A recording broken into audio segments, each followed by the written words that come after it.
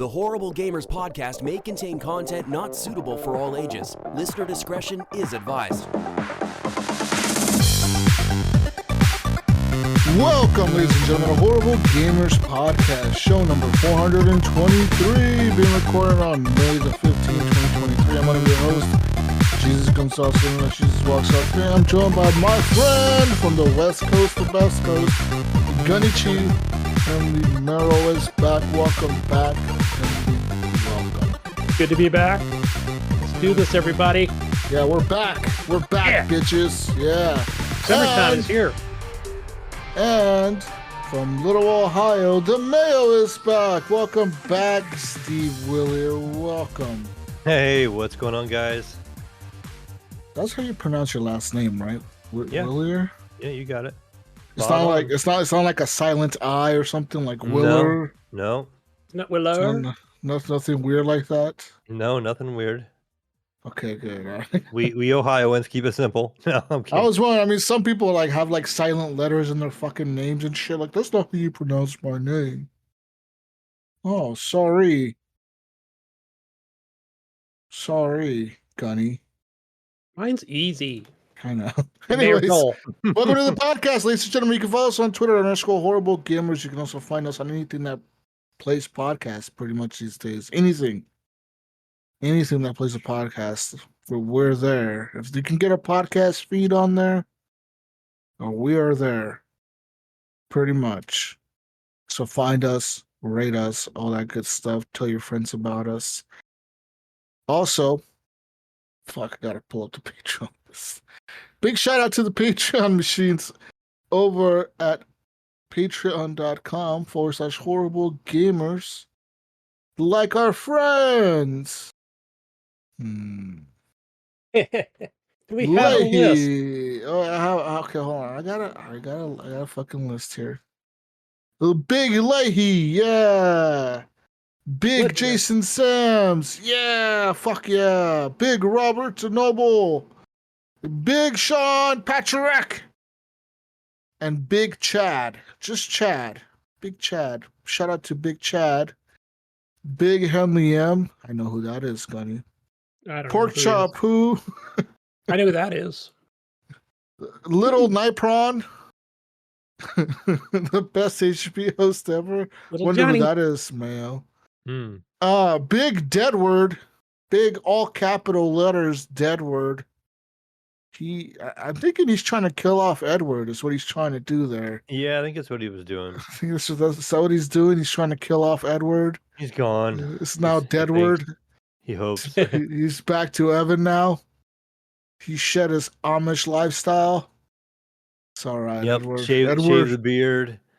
Went back to being clean shaven. Back to the surfer look. Put the Edward will be back. He will be back. he's got got a muscle beat. he's got the Vans back on. He took the boots off. You know.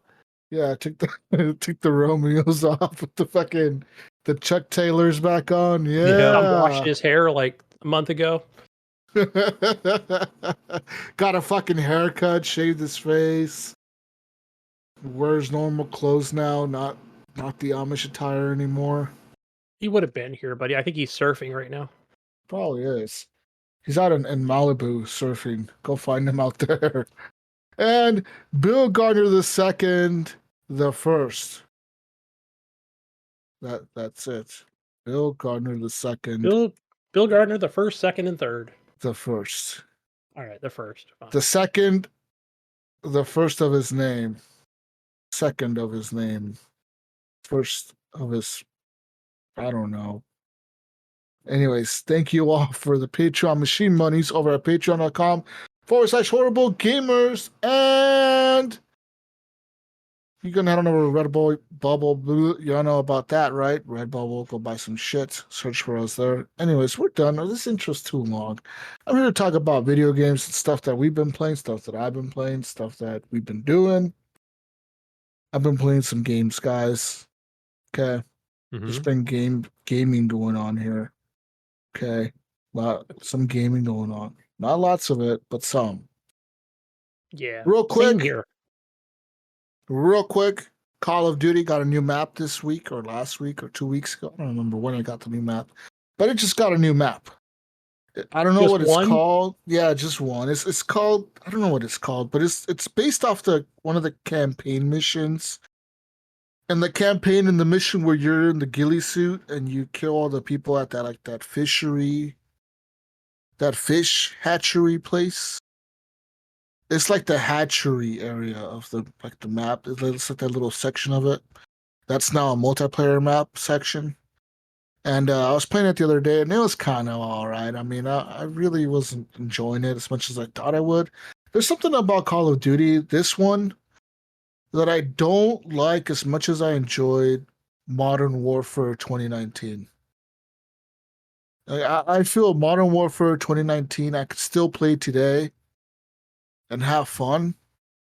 And this Call of Duty, something's off about it. I don't know what it is, but maybe it's just me as a gamer not wanting to play that type of game anymore or something. But I've come to terms with it, right? That like I don't like it as much as I like the other one. I like it, but not as much. And I don't know what it is, man. I don't know if it's just it feels the same as the other one. It's just something is slightly off about it that I don't know. Maybe it's the attachments, maybe it's the weapons. I don't know, man. I'm just not having as much fun as I thought I would have, I guess. Which is why I didn't buy the battle pass. Yeah. Probably a Still good have it. idea. That's good. You've been staying strong on that one. Yeah, but I mean, like, I don't know. It's kind of sad because every time I play it, I find myself having like a good time, and then all of a sudden something will happen in the game where it'll crash, or it'll like kick me out of the match, or it'll do something stupid, and I don't like have the want or desire to continue playing it anymore. So I don't restart it. I don't reboot it. I'm just over it. You know, like the other day I was playing that map. And then I went over and was playing some of that 24/7 shipment, that little tiny map with the shipping containers. That's just like a little square. Those are fun to watch. I watched those. I was playing the fuck out of that Play map. that, but And in the middle of a match, the game just crashed. I don't know why the game crashed. I don't know what the hell's going on. But the game just crashed, which is kind of fucking sad because I thought they had fixed the game, but maybe they fucking broke it at the last patch. I don't know, but the game crashed on me, and I was like, you know what? I'm not gonna relaunch this. I'm not even gonna send the crash report. I'm just gonna wanna just go play something else, Mayo. I'm over it. You know what I mean? Yeah. It's a weird situation. It's like that fun X, you know? It's like, yeah, I'll hook up with you one more time, but I don't want to ever see you again now. Get the fuck out of here, you know? Yeah, that's what it was like. That's what it feels like with this game right now. It's like, yeah, I want to have fun for a little bit, but then I'm over it. Like, I don't want to deal with it anymore. I don't want to see it. I almost thought about uninstalling it, but I haven't because I know I'll want to play it again and I'll have to reinstall the 200 gigs or whatever it is. Right. Yeah, You gotta yeah, it's a download it lot. all. And So, but I mean, the problem is not the downloading, it's just me waiting for it to download. I guess it's me wanting to play it right there and then. If I cannot play it right there and then I don't want to wait 5 minutes for it to download. I'll just walk away and never play it. So I just kept it, and we'll see what happens with that. I don't know. Call of Duty's still there, though. New season's coming out. Maybe that'll hook me back in. Who knows, man? Who knows? Speaking of shooters, though, the one shooter that I have been playing more of this last few weeks has been a lot of Battlefield. I'm actually almost done with the Battle Pass in Battlefield. I'm like level 89 or 90 in the Battle Pass. So I only have the 10 tiers left to get to 100. The season will be over in like 2 or 3 weeks, but I feel like I'll be able to complete it fairly easy because that game is very generous in terms of like the Battle Pass progression, because every week they give you like a list of missions, right? And it'll be like 3 missions in the first slot, and it'll be like complete 2 of these to get to unlock the next slot. And the next slot will have 4 missions, and then it'll be like to progress to the next one, complete 5 missions in total. So you have to complete 3 more off that list, right? Or you complete another one off the first list. and then it'll open the third tier, and then if you complete like all of the missions, it unlocks the bonus mission, which if you beat that mission, it gives you like 10 or 15 of those, like because Battlefield doesn't use XP for the battle pass, it uses these battle like progression points, and each point, it gives you a point for each like match. Things that you do in the match, you just get regular points, and then if you complete missions, you get more. So if a tier is like 10 or 15 points, it's easy to progress to the tiers. If you play like a long match, like I do sometimes, it'll be like a 30-40 minute Battlefield match, but I'll come out of it and I'll have like 20 of those points or whatever, or 25 of those points, because I completed all these missions that I had stacked up for the last few weeks. And then it'll just be like boom, boom, boom, boom, boom, boom, and it'll just like fucking skip me like 5 tiers. And it's like, you unlocked all this new shit. And it's like, cool, yeah, I unlocked a bunch of skins and shit that I will never use, but that's cool. Anyways, that's Battlefield. I like the new rework they did to the map. One of the maps discarded, got a bunch of rework, a bunch of new cover. The checkpoints are a little bit different now, which is kind of cool. But they were talking about some new changes coming to Battlefield in terms of squad progression and squad, like they're trying to, I feel like in my opinion, they're trying to make it feel more like Battlefield 4, because they realized that's the game that was probably peak Battlefield. You know what I mean? Yeah. So I think they're trying to make it feel more like Battlefield 4, where they're going to introduce some new squad mechanics in the next season update. They were talking about it in some patch notes. I was reading it, and it was saying that they're going to introduce like squad, like they have the squad commands, but they're going to make it more easy to navigate and understand. And they're going to add a bunch like roles to the squad. Like there's roles now. Like right now they have the engineer, the assault, the medic, and all that, right? But they're going to try to make it more like defined in each class. Like, all right, like maybe they're going to have it to where there could only be one medic on the team, or one engineer, or one support, or one recon, you know? So that way you don't have a whole team of snipers, just everyone sniping. And, because Jesus, if I jumped into this game, you know, just not knowing like what's this Battlefield, I've always been a COD player, or I've only known you know, these other shooters, but I mean, if I jump in and it's going to be like, wait, whoa, what's this? Why is everybody a sniper, you know, or a medic? You know, what's going on? This is a crazy thing, you know, if I'm just jumping into a regular match. So but I would think, oh, I don't know. I probably wouldn't join it, or, you know, or have fun with it if everybody's sniping. But I like that the option is there. It's a different game than Call of Duty. Playing Call of Duty, what I like about it is that no matter what, if I have an hour or if I have 20 minutes of gameplay, Call of Duty delivers no matter how long of a time you have to play, right? Like if you only have 15 minutes to game, Call of Duty is the better game, because you could just jump in, and in those 15 minutes, you can probably complete 3 or 4 matches. If you're playing like on a small map that's a fast-paced game mode, you will complete 3 or 4 matches in those 15 minutes. Where in Battlefield, 15 minutes, it's one section of a fucking match, you know, like it's like not even the intro of the match in 15 minutes. You know, like you'll be playing a fucking match for an hour straight. You know, a conquest match can go for an hour. Yeah, I was going to say a conquest, like you're looking at, you better be able to invest the time in it.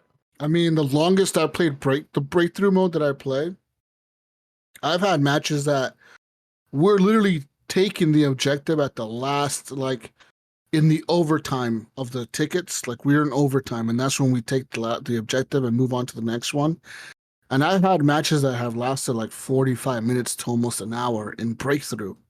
So like those matches were fucking intense, because it's so chaotic, and like both teams are really well like balanced.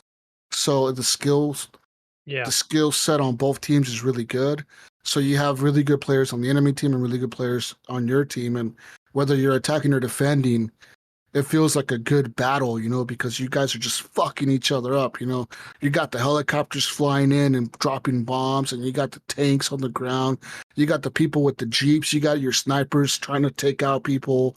You have you are out there on the ground running around trying to kill people and shit. It is intense sometimes. Like playing it the other day with my brother. My brother was like, dude, he's like, Battlefield feels fucking crazy sometimes. He's like, there's so much shit going on. He's like, how do you like get so many kills? And I'm like, I don't know. You just kind of get used to the playing it. He's like, like, how? He's like, everywhere you look, there's like 50 fucking people trying to kill you. I mean, you just gotta find the way to focus on the targets, you know. Just he was saying that Call of Duty was easier because in Call of Duty the time to kill is so low, and everything's so close. You can clearly see the enemy right there. You know, it's a 12 versus 12 match or a 6 versus 6 match. Where in Battlefield you got 32 players versus 32 players, or in Conquest I think it's 120 players, so it's 60 versus 60, which is pretty fucking chaotic, man. Yeah, anyways, and you're gonna have less deaths, right? The longer you're in a helicopter versus being infantry. You know, that's the best thing about Battlefield, in my opinion, right? Choosing a different, squads with vehicles.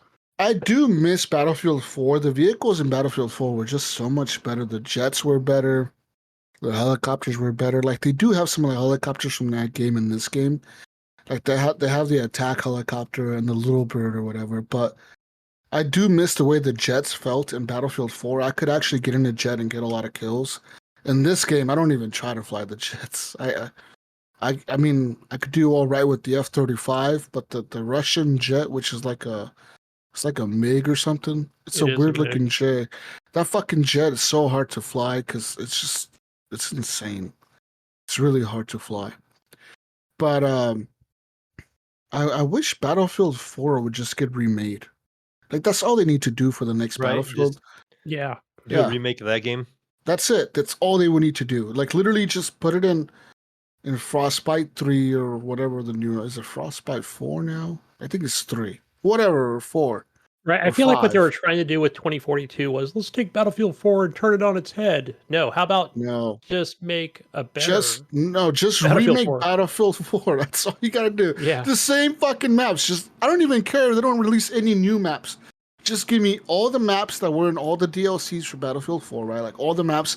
Make it to where you can play them all at the same time, like on the same, like you click a playlist and they all rotate. And just give me that. Give me Battlefield 4 with new graphics and I'm set. Like that's all I need. Maybe a higher player count because of the new consoles and PC and shit. But that's all we need, man.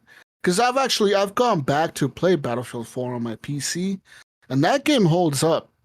Like no bullshit, that game still looks fucking great. Oh yeah, it does look great. A couple times and it was fine. Yeah. Yeah, and it holds up, and there's still people playing it. So it's kind of cool to see that game is still alive, very well alive on the PC. It's got a great community. Every time I bring it up on Twitch, I'm like, oh, Battlefield 2042 is looking. Wait, that's Battlefield 4. Holy shit!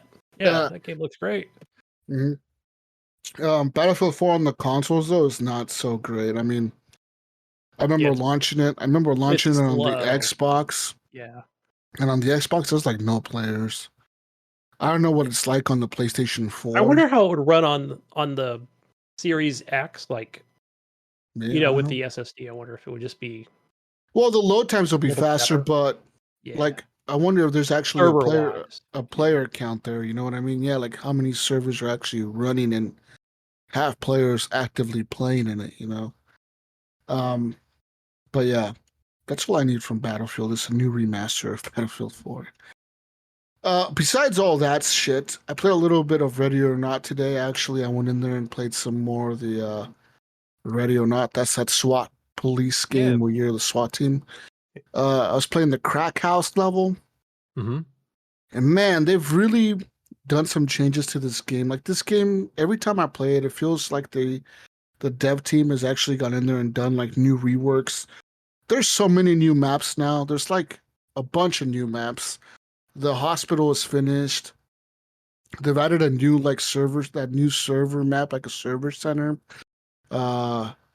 They have, I think the next one they're working on is the fast food restaurant place. It looks like a Burger King or something. It looks like a fast food like burger joint, and apparently that's going to be like where you have to raid or whatever. And then they have all these other maps going on. But we played the crack house level, and I I went in there, man, and I forgot just how brutal that AI is. That AI is, and so I'll never forget how brutal that AI is. They're so sneaky, and they will hide under beds. They will hide behind a closet. They'll hide behind a door, behind a bush. You know, you're trying to go up to the house and you're trying to be all tactical and shit. And if your team doesn't talk, like if you have a team that doesn't know how to like communicate and move up at the same time and like move up as like a squad, you know, and be tactical about it, you're gonna get fucked. If you're playing this shit like a Rainbow Six Siege or you're playing this like Call of Duty, you're all gonna die. You're all gonna die. There's no way like chances that the team is gonna make it through it all.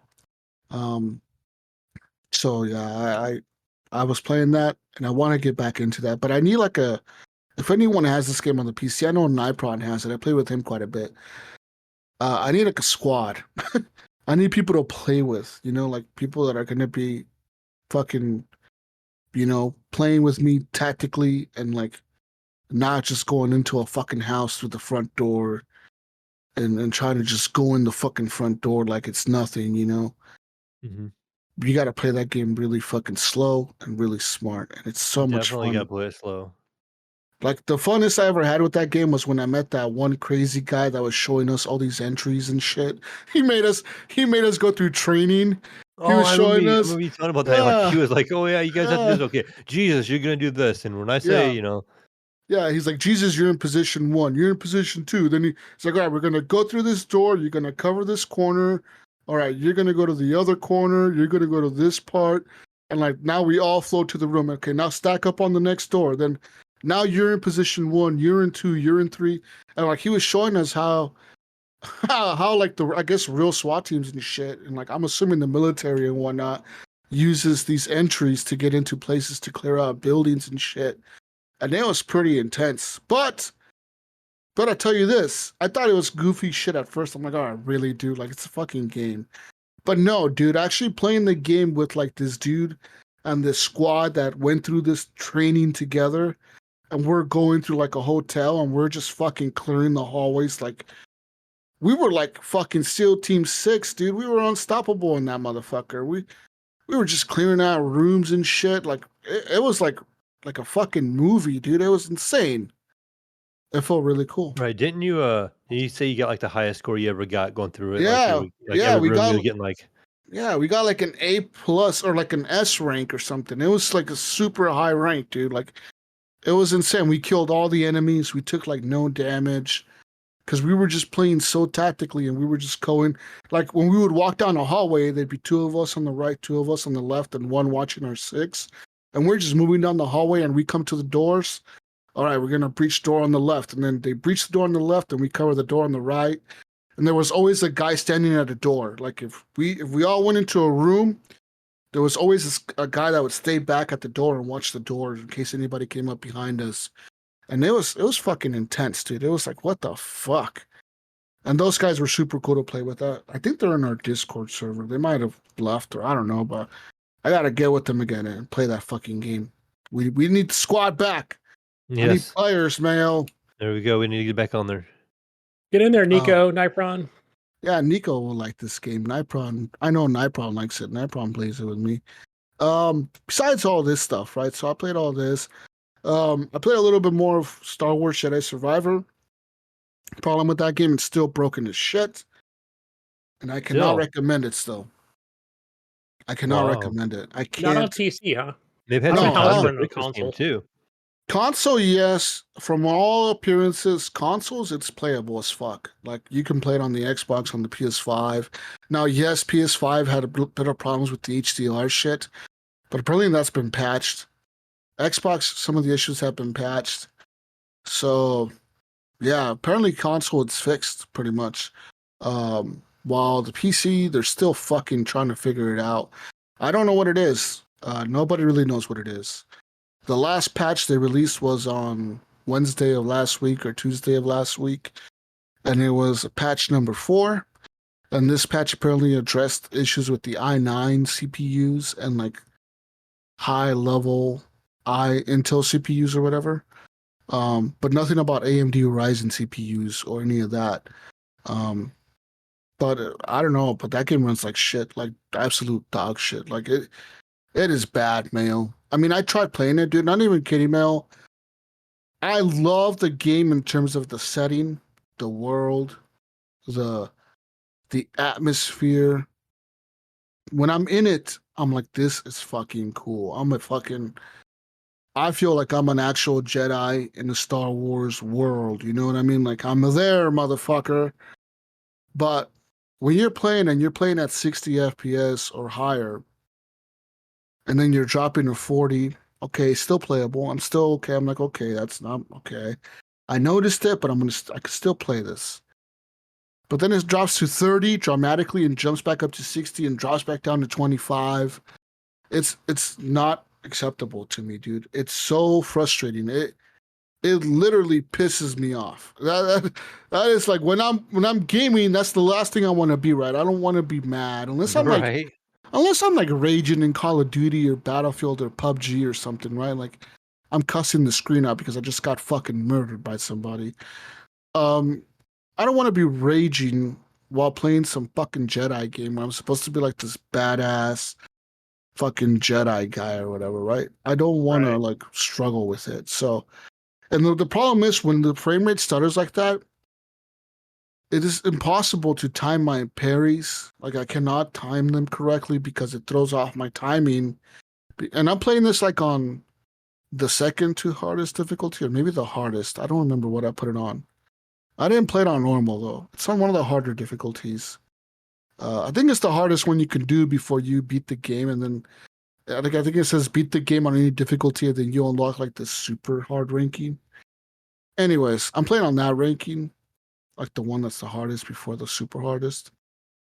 And the parrying has to be pretty spot on. Like you have to be really good with your parrying and your timing of your dodging and all that type of shit.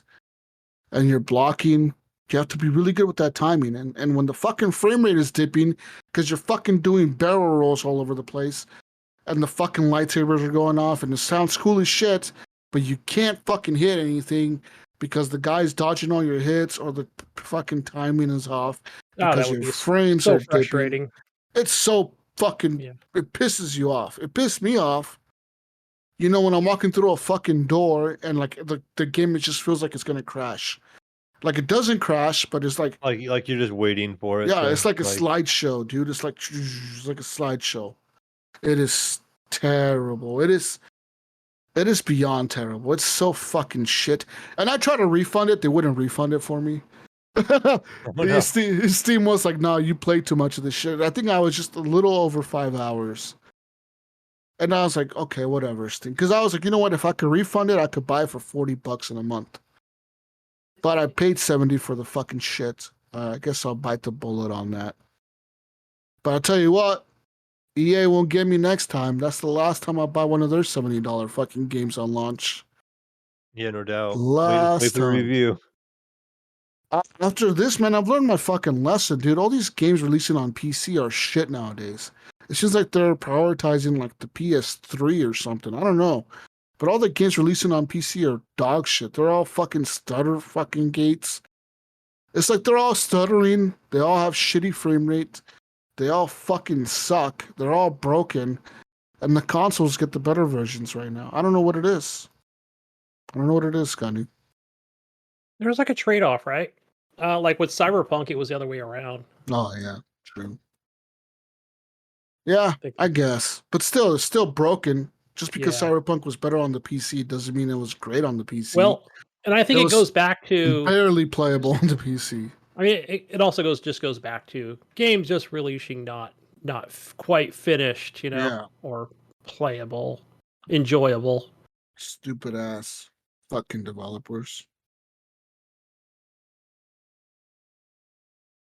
I blame them. Yeah. Anyways, Star Wars is still a mess. I'm hoping the next patch, Gunny, fixes it for me, bro, because I really I'm telling you, I mean, dude. yeah. I love the setting of the game. I'm a fucking Star Wars fan, dude. I love the setting of the game. I love being there, Gunny. Yeah. I And love the characters, like the cutscenes with your buddies and shit. They're so cool, man. It's like, yeah. But no. Sucks. I know, like I'm just gonna throw this in there, Jesus. We were having that little chat earlier this weekend about, whether you decide on a PS5 or whatever it might be, a Series X, and I'm like, no, Jesus, go for that PS5 because KOTOR remake is going to be coming out. I don't know when, Yeah. but eventually, right? It was announced. If I do get last any year. console, honestly, it will be the PS5, just because Yeah, Xbox doesn't offer any exclusives for me that I need on the Xbox. Like they're not And I telling don't. me, Yeah. telling me, hey, Jesus, Starfield is only playable on the Xbox. No, because it's coming to my PC and it's probably going to be better on my PC. Not gonna lie, it probably is. And that's going to be. I know it's an EA thing, so that tells me it's going to be definitely a PS5 timed exclusive for a year or 8 months, right? They always choose. They never tell you. You don't know, right? Whatever that hidden deal is, it could be 8 months, could be A 10. year. Yeah, or who knows? Maybe they'll say when we get closer to it, it'll say, okay, it's on PS5 until an undetermined amount of time. But then it'll also be like an Epic. Well, it's EA, so it wouldn't be Epic, right? I don't know. It'll Who be knows, right? Steam probably.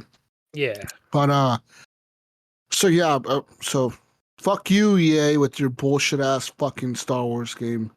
And anyways, besides all that, I also played.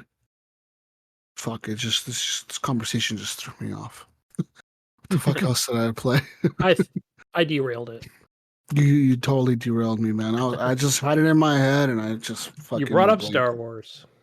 I brought up Star Wars. I don't remember now. Oh yeah. No, I remember now. I played a new game on Steam. This game is called what's this game called? Shadows of Doubt or Shadow of Oh, Doubt. we talked about that last week. I've been seeing that featured. Um, Still featured. yeah. So I bought this on Steam. It was on sale, like a pre-release launch sale. It was like an early access game. Now, Mayo. Okay. Listen to this premise. Okay. You're in a voxel, like a voxel graphics. Think of Cloudpunk or something like that, right? Mm-hmm. Like a voxel graphics, squarey type graphics, kind of. But in a procedurally generated world that you like, it procedurally generates a city that you're in. Think of, I would say the setting is like Blade Runner-esque, almost, where like it's a futuristic city kind of, but everything you're living like in like the slums of the city, like you're like in the shithole part of the city, right? You're not living in like think Cyberpunk. You're not living in the nice side of town in Cyberpunk. Right. You're living in the slums, bro. Okay, in this voxel, procedure generated world. But in this world, you're a detective. So you start off where you wake up one day in your bed, and the game is very simulation-like. So think of like a first person, like I don't know, it's like a almost like a GTA type game, but not really because there's no cars. But you wake up in bed, you get up out of bed, you have to turn on your lamp, you have to turn on the lights in the house, and then you get this phone call, Mayo. Oh. And there's somebody breathing on the phone. They're just breathing like the typical creepy breathing. Yeah, like some creepy breathing. Like think of like the movie Scream or something. Right? There's some guy on the phone breathing, and he's like, "Hello, who's this?" And there's no voice acting, but it's like written text, right? So like the guy's like, "Hello, who's this?" And like just breathing, and it's like, "Okay, what the fuck?" And then they hang up, and then the game tells you search for clues in your house, and you're like, "What the fuck?" And then you go to your like near your front door, and there's a note on the ground, and you pick it up, and it says find, and it says like a name on there, like Herschel Walker or whatever. Like it'll be a random name for every person. Now this mission is it's like the game's tutorial mission. It tells you like it's the tutorial case. It tries to like ease you into the game and show you the mechanics of it. And so you go to your phone book and you got to find this person's name, and then you find their address on the phone book, right? Like you get an address for them, and it's like, okay, now that you have all this shit, you got to get all your gear, but your gear's locked in this box. You got to find these lockpicks.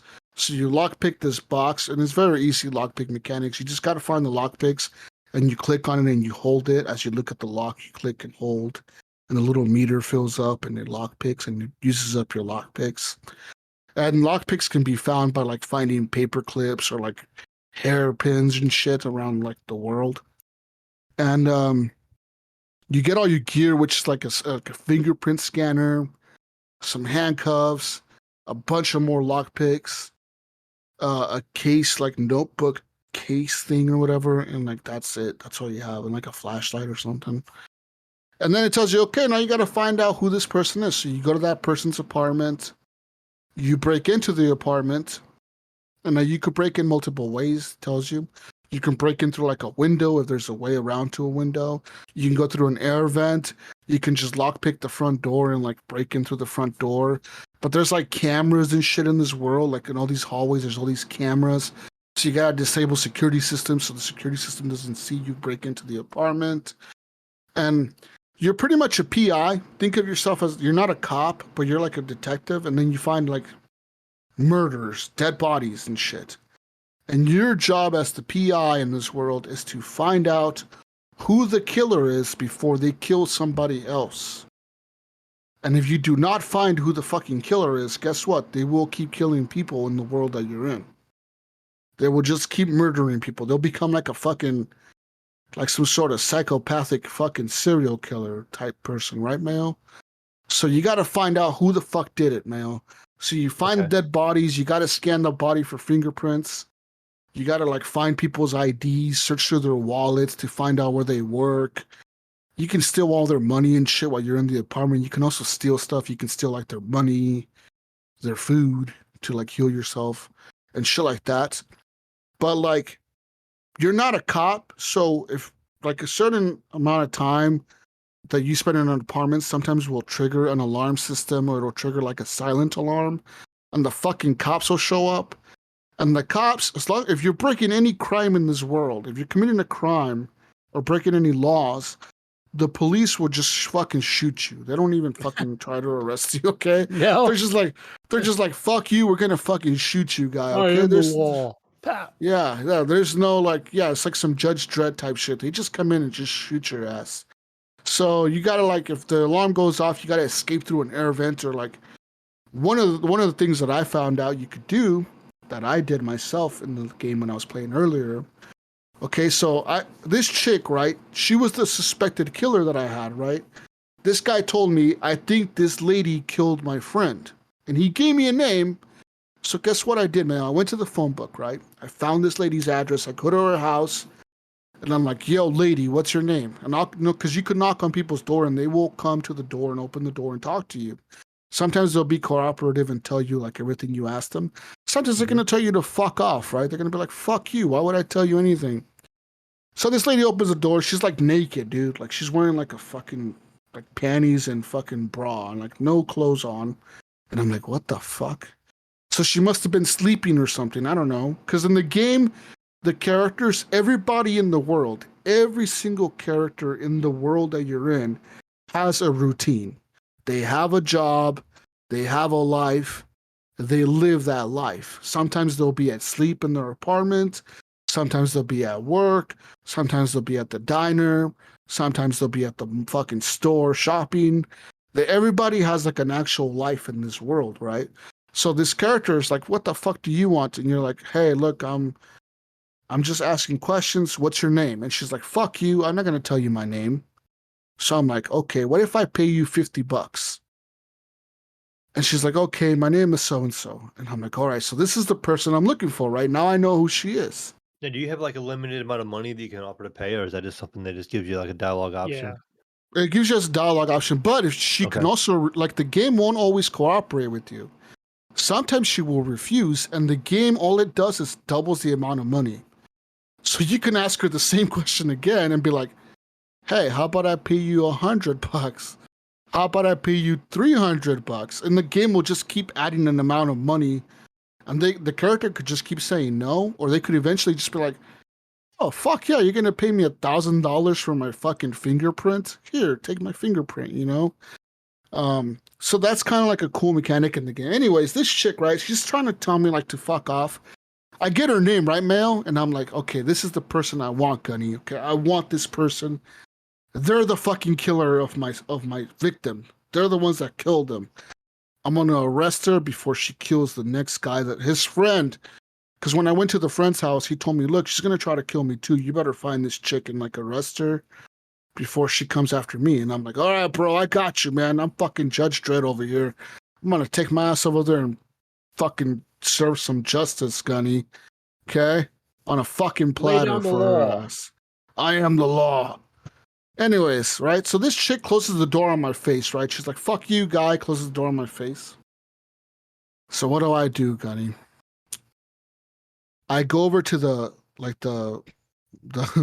security system and I disable the security cameras in that floor of the fucking tower that you're in, because there's all these towers of apartments. This tower that I'm in, I fucking disabled the camera systems and the security systems on that floor, because you could lockpick the breaker box and you could disable shit. So I did all that and I lockpick her door and I fucking kicked that bitch in. And I'm in there, Gunny. I'm in her fucking house, right?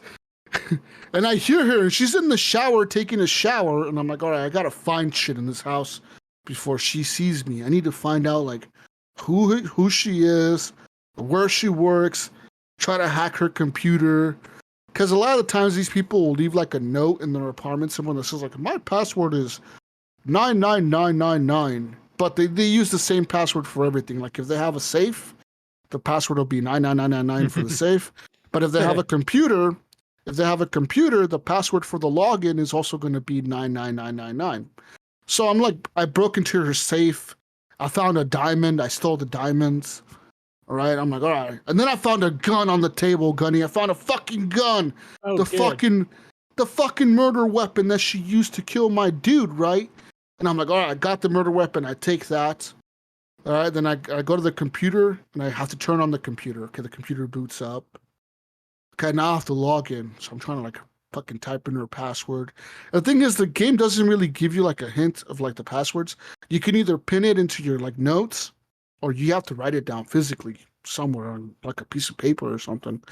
And or, like, because it's hard to, like, you have to remember these fucking passwords. Yeah. So I'm like, fuck, dude. Okay, so I remember her password. And I'm like, okay. I found a bunch of emails in there about her targets. It said, like, you need to kill this guy. And one of the guys she had to kill was the guy that she murdered, the original guy that I was... The whole reason I'm doing this investigation was because that guy was the guy that I had to go find. And I found him dead in his apartment. And, like, she has a fucking email saying, we need you to kill this guy. This is his address. Kill him by shooting him or whatever. So I fucking print out the email. And I'm like, all right, I got this email. This is evidence, right? I got evidence right now. She's the murderer. She comes out of the shower while I'm in her bedroom, and I hear her turn off the shower. I'm like, oh, fuck. So I'm trying to, like, sneak out of the apartment. And she sees me, dude. So I'm like, all right, time to bust. Because in the game, you can't use guns for some reason. The game doesn't let you use a gun. You can use a gun as a melee weapon, but it doesn't let you specifically use a gun to, like, hurt people. I don't think you can kill people, but what you definitely can do is knock people the fuck out. That's all that matters. As long as you can get close. Can they use guns? I think the police can. But yes, they can. People can use guns on you. Anyone can kill you, so you can die in the game. But anyways, so I beat the shit out of this lady, right? I'm beating the fuck out of her in her apartment. I'm like, I'm the law, motherfucker. You're a murderer. I'm beating the shit out of her. Pistol. She's like screaming for help. I'm fucking beating her ass. Like, fuck you. And she's fucking fighting back, right? She's like trying to fuck me up. She's like hitting me and shit. I'm like, oh fuck, I might die. But I knock her out, right? And I fucking like take like her shoe size, and the shoe size matches the print that I found at the apartment. I'm trying to take her fingerprints. I can't for some reason. It doesn't let me. I'm like, fuck, dude, like what the hell? So I'm like, okay, whatever. Like, okay, I can't take her fingerprints, but at least I found the gun. I found the email. I know she's the murderer. I can pin that she was at the apartment at that time. I have enough evidence to like convict her, right? So I beat her ass and I try to leave and like I'm trying to search for more shit in her apartment at the same time. Well, these people, I didn't realize in the game, like once you knock him out, there's like a timer. Like they wake back up. Okay? Yeah. So she wakes Well, if you don't tie him up, yeah. No, and that's true, Gunny. That is very true because you can handcuff people. I was going to ask about that. You can. You have a fucking set of handcuffs that you can buy. And like, I think the game gave me one when I unlocked that box in my apartment with all my old shit in it. I had a set of handcuffs and I should have fucking handcuffed her because if you handcuff them, then they can't run. And she fucking ran out to the hallway and what does she do? She hits the alarm. Oh, shit. So like this fucking like the whole floor, right? This is like some Judge Dredd shit right now. The whole floor, like a big ass like metal gate comes down, right? And you can't fucking open, like you can't, the gate is metal, Mayo. You can't run through the fucking gate. It's metal. Like think of like a big garage metal fucking door just slamming down at the end of the hallway and you're locked in there. And it tells you the cops are coming and it says, your fine is now $20,000 for trespassing, assault, theft, fucking breaking and entering. It has like a whole list of crimes you committed and it's like you're now wanted by the fucking cops. They're coming to get you. And you're like, oh, I'm trying to beat the shit out of this lady, right? And she's trying to fight me and it's like, your health is now low. And I'm like, okay, fuck it. I'm like, fuck it, Mayo. I have no choice. I'm on the 8th floor of this building. What do? I punch the window and I jump out the window. Okay? I jump out the window. I'm flying. I'm John fucking, Woo style. All right, yeah, no bullshit, man. This is like a movie, right? I fucking hit the balcony at the next, like 3 floors down. I fucking hit like this air vent balcony thing. And it's like boom, the game let me do it. It's a doable fucking option. I hit the fucking thing and the game's like, all right, you fell kind of hard there, so your leg is now broken. Like your mobility is now limited because your leg is fucking damaged. Your leg is broken. And it's like, okay, fuck, how many more floors to the next section? There is no more floors to the next section. I'm stuck on the edge of this building. So my only option is to jump off the building, right? So I jump off the building, Gunny, and I die. So the game is like, okay, you're dead. Okay, we get it. But like a little medical thing pops up and it says, all right, you've been transported to the hospital now. Now you're at the fucking hospital. Now you got to pay your fucking bills at the hospital. Like you have to pay your medical bill. Okay? Or you can try to escape from the hospital without paying your medical Back bill. out the window on the 8th floor. Try and jump again. This is wild. Right? No, I see. The thing is, I had like $5,000. I was like, ain't no way that bill's gonna be $5,000. I don't even know how much it was because it didn't tell me how much the bill was. It just said, pay your bill or try to escape. What do you want to do? And I'm like, fuck it, I'll pay the bill. So I paid the bill and I just walked out. But I mean, Probably I guess not going far on a broken leg, yeah. But no, well, I guess like, you're cured, right? I mean, you're I guess cured, you're yeah. So like you can just try to escape, but there's all these cameras and like there's a camera in the room that you're in. There's cameras in the hallway, and like some of these hallways don't just have cameras that set the alarms off. Some of them have like these fucking machine gun things. It's like a fucking turret that comes down, like it's like on the wall, and it'll like flip down. And like it auto tracks you and it's like fuck starts shooting the shit out of you. It's like a totalitarian government here. The hospital? It totally, dude. Okay, listen. You're in a totalitarian fucking world. The whole point of the game is to snitch people out that are committing crimes and murders. But it's not all murders, right? So you think this game is just about murderers, like people murdering people, and you got to find out who did it? No. Sometimes a corporation, like I think in the game it's called the Cola Corporation, which apparently in the game they're the president of the country. Like the people voted a corporation to be the president of the country. And this corporation will hire you sometimes, like they'll send you a contract and it'll be like, hey, look, we know you're a PI. We know you're not a cop. So we don't want to have a cop do this. We're going to have you do this because it's a little shady area. But we need you to take some pictures of this one guy who's a CEO of our company. We need you to take pictures of him like committing something shady. So your whole job at that point, Gunny, is to follow this dude around, find out where he lives, find out his work schedule, find out his lifestyle, where he hangs out, who his friends are. and take a picture of that person doing some fucking weird shit.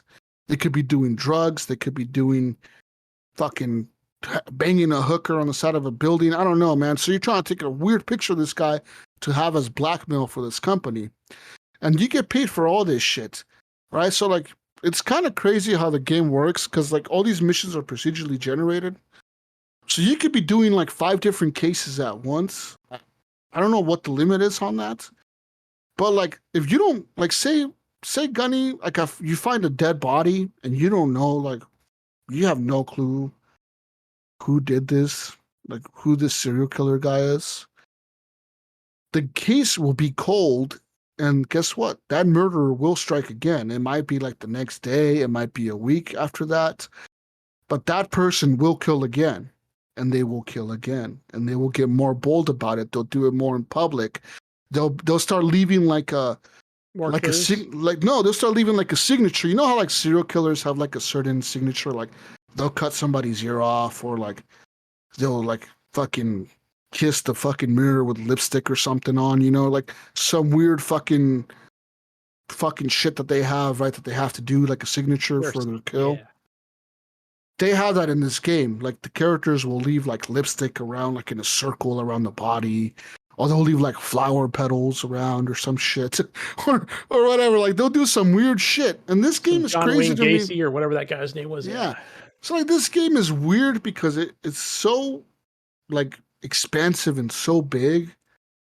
But one thing that I do hear that, like, I was looking on Reddit of people that have played a lot of this game, and they say one of the things about the game is that it does get kind of repetitive sometimes. Like some of the missions will be kind of very similar, and you kind of figure out what you got to do to fucking solve these cases faster and faster.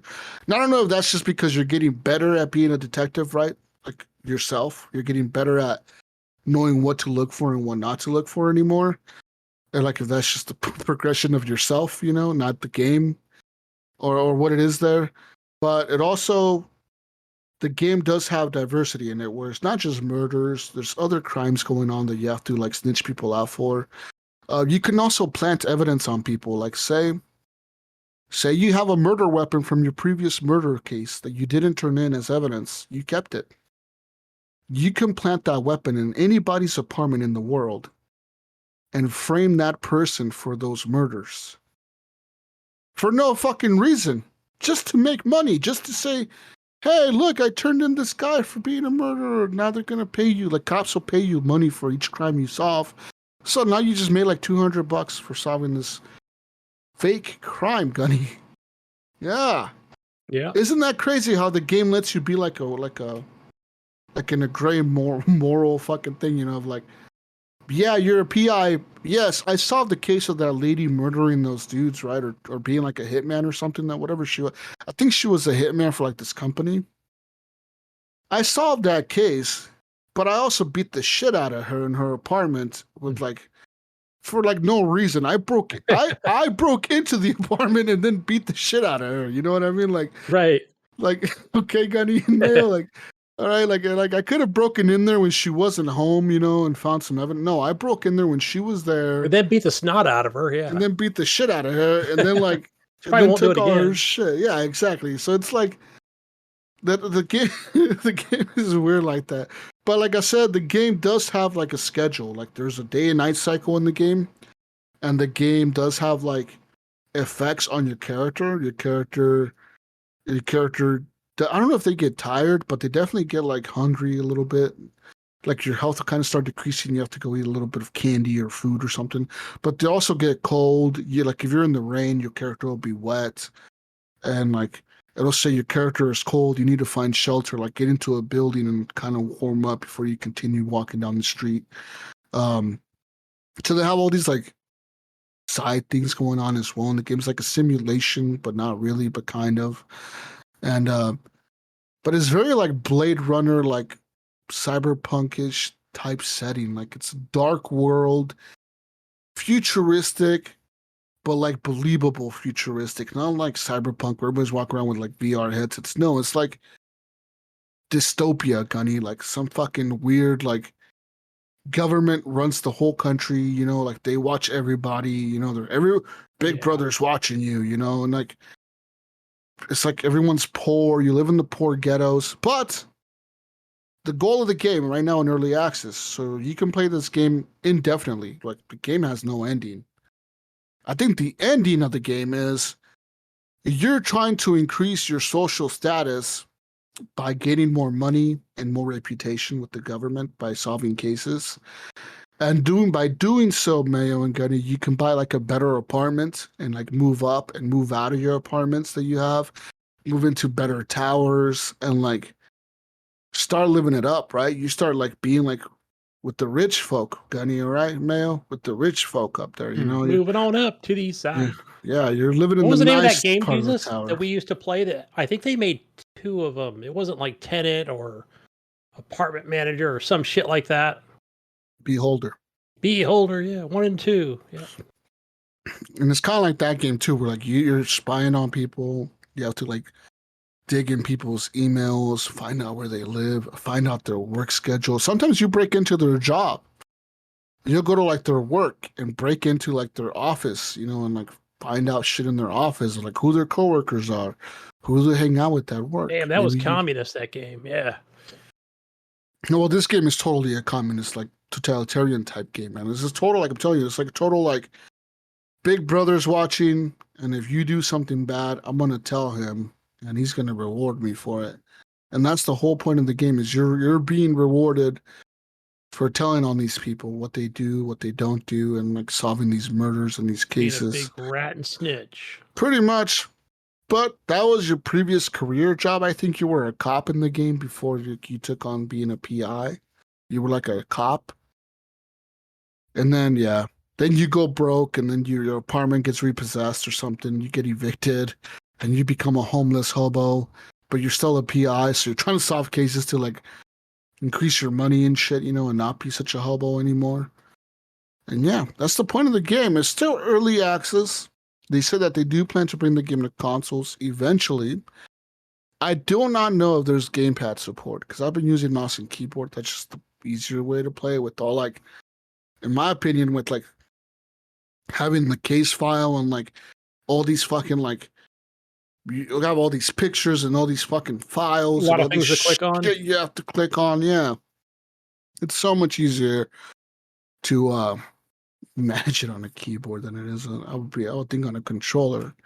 But the game is very, very like kind of immersive and very like deep. It is deeper than what you may think it is. It could be kind of overwhelming, I would even say, because there is so much in this world. There's like bars, there's restaurants, there's upgrades you can do to your character, kind of like in Cyberpunk, where you go to like that Ripper dock and he gives you like better vision and better shit. In this game, you have kind of the same shit. You could go to like this like lab place or whatever, and they upgrade your body. Like you can have better health, or you can carry more stuff. Like your inventory becomes bigger. There's stuff like that in this game as well. So very interesting game, but you can't use guns, which is weird. There is a lot of guns in the game. Okay. Everyone has a gun almost, but you can't use one. I wonder if they're going to activate it like once it's fully out or close to it. Well, the thing is, I don't think, like I said, I mean, I beat the hell out of this lady, but I don't think you can kill people, because I think that would be kind of counterintuitive to what your job is, right? You're trying to solve the murders. Yeah, why not would murder you them. Yeah, or yeah. Why would you be trying to murder people to solve a murder? Maybe right. You'd be the most extreme detective ever. I guess they just gave you one because you're a PI, and yeah. No, they didn't. Bludgeoning device. They didn't give me the gun. I stole the gun. Okay. Okay, I found a gun at the murder scene. You found it now. You didn't steal it, you found it. No, I borrowed it. Okay. There you go. You the story is changing, Gunny. I found a gun. Okay, I found a gun at the murder scene, but once I scanned the gun, it didn't have no other fingerprints but the guy that was murdered. So I figured, okay, I found this gun at his apartment. It's the same type of caliber that was used to shoot him, but it's obviously not the gun that was used because it only has his fingerprints on it. So you're gonna hold on to it for a while. But when I broke into that lady's apartment, she had a gun on the table. and I dropped the gun from the murder scene on her table, and I picked her gun up because I was like, this must be the weapon she used for the murder. So, yes, I found the gun, and I even found ammunition for the gun. Like, I went to like this restaurant to find like evidence of like the guy who was murdered. He went to a restaurant the night before, and he was hanging out with somebody, and that's how I found his friend, because I saw him on the camera footage, him and his friend, and I was like, who's this guy? So I found him on the camera footage. Then I did like some research type shit, found out who he was, and then went to go talk to him, and he's the one that told me about the lady being the murderer. But I found a gun, okay? I wasn't be able to use it. Okay. But what I did find out you can do, you can turn on the security systems to attack everybody on the floor except you. So you can turn on the turrets. Okay, like a Fallout situation. Yeah. Yeah, so like if you break into like the security room or whatever, and you like hack the computer to get into it, and you turn on the turrets, you can set it to only attack you, attack nobody, ignore all the crime in the area, or attack everybody except you. So I did get that. on a terminal, right, and go through a code sequence, Fallout style. You like just hack into the computer, and it'll say security system. You can toggle it on and off. And like at a restaurant that I was in, I turned it on, and I turned everybody for like the turrets, everybody except me. And I walk out, I walk out to like the main like dining area, and the fucking turrets turn on, dude, and they're just fucking shooting the shit out of all the people in the restaurant. And I'm just standing there watching it happen. I'm like, what the fuck? I'm like, what's happening? So Watchdog style, yeah. Yeah, kind of like Watch Dogs. Yeah, exactly like Watch Dogs.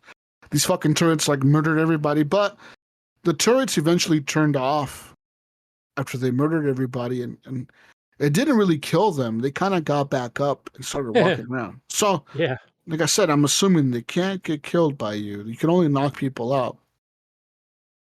But yeah, this game is deep, Mayo. It's very deep, very sounds like it. Hardcore.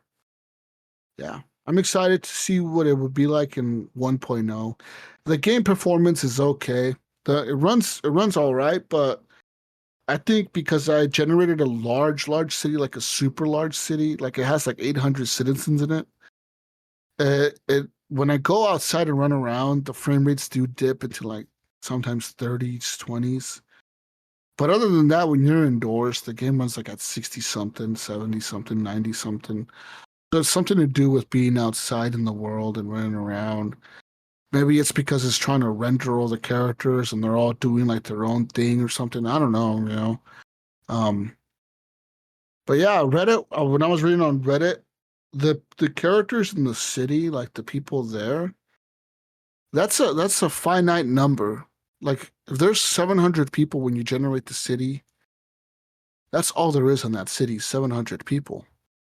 So like I was thinking to myself, what if like you never solve a murder? Like say you just let the murderer keep murdering people. Eventually they might murder everyone in the city. Including you. Like the game gets down to 2 people. You know, yeah, I know who it is. I know who did it. Yeah, so I don't know. There's probably like some kind of Steam achievement for it, right? That like you kill him, like there's 2 people left. Yeah. Everybody in the city's dead thanks to you. Oh shit. But yeah, I would recommend you check it out if you're into like a detective type shit, which I kind of am into, man. You know, I always like a good mystery, Gunny, a good story like that, you know. Good detective. You do like those kind of games, like those. Yeah. Did you ever play LA Noire when it came out? Oh fuck yeah, I love that game.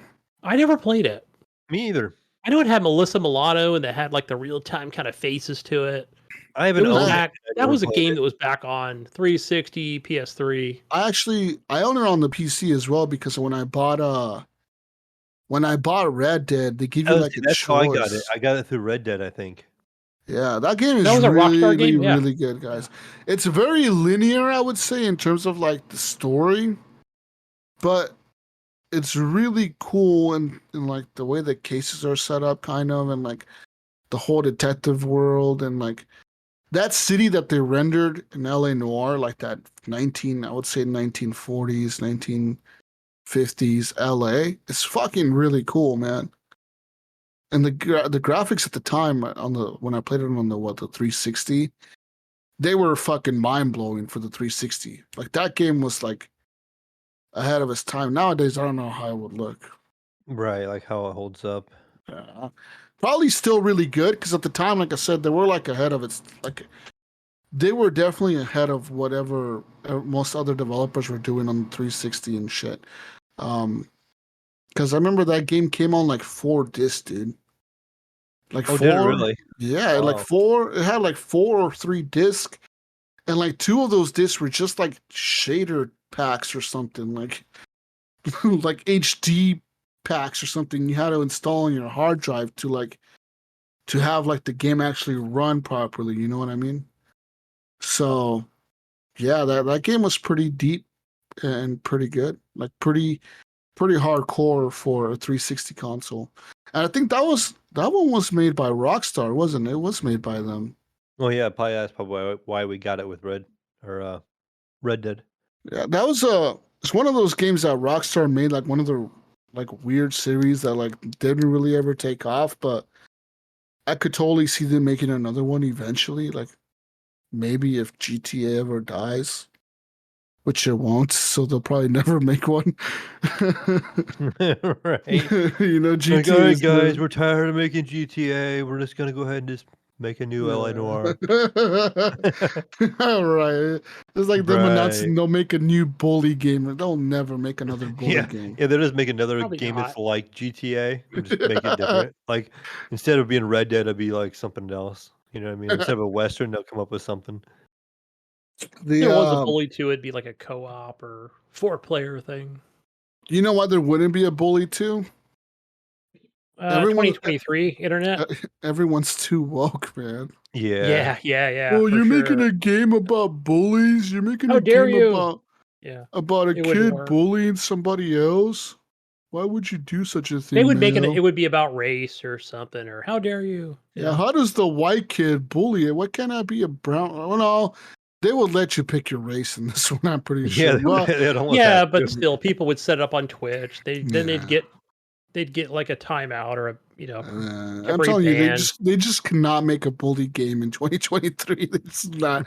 It wouldn't fucking fly with whoever. Like the woke internet would shoot them apart. But I bet it would be a fun ass game. Yeah, it'd be cool, only. like a 4-player. Yeah. I just want a single player. I don't give a fuck about co-op. Let me be a bully by myself. I don't care, Gunny. Fuck your co-op, Gunny. You know what your co-op How does? dare you? Listen, We need Gunny. diversity. Gunny, let's move into what you've been playing and I've been playing. You know what co-op does? It makes shit games like Redfall. Oh, Yeah, Gunny. No, I thought we talked about this last time, didn't we? No, it was we were Wow. live on the show. Yeah. Damn, when it it's was been a getting ready minute, to come huh? out. Yeah. Yeah. So Gunny and I play Redfall. yeah, I mean it connected right away, and Yeah. it was, like I would say this about it, like not knowing everything as far as reviews or whatever, and just kind of jumping into it, in the setting and all, but it like the enemies were just way too easy. I just thought, oh, do they just get harder eventually? Which I hear that they do, like, as the more missions you do. But overall, it was okay. I don't know. We only played like 40 minutes of it together. No, I would say we played an hour of it, probably easy. Yeah.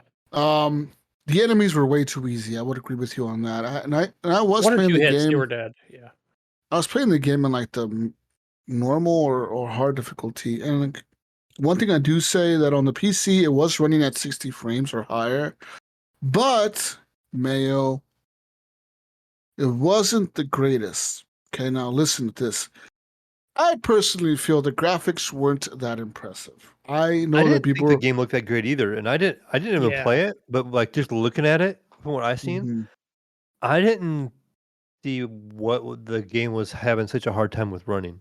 Like, why was this game running so hard? Because I didn't think the game was that impressive either. It looks I'm with okay, you there. but it wasn't like all inspiring or like oh, look at these graphics or anything like nothing. that. Like it was just like, okay, sure, sure, like it's passable. It's like okay, it's like they chose that art style and it works. I've Go ahead, man. No, you're good. I was done. I was gonna say that, like I said, just in the hour that we played, right? Obviously, I've watched more reviews on it from your major news outlets. I've watched people in this community stream it from as the realist. I don't know if Nightbrown played it or not, but just random streamers. I just kind of see like, should I just jump back into this game and kind of give it a go, because I can deal with like a 6 or a 7, but I don't know. I think I'm just gonna not play it, right? I'm just gonna play Dead Island 2 and Hogwarts, and I don't know. Maybe they'll do something to between the two.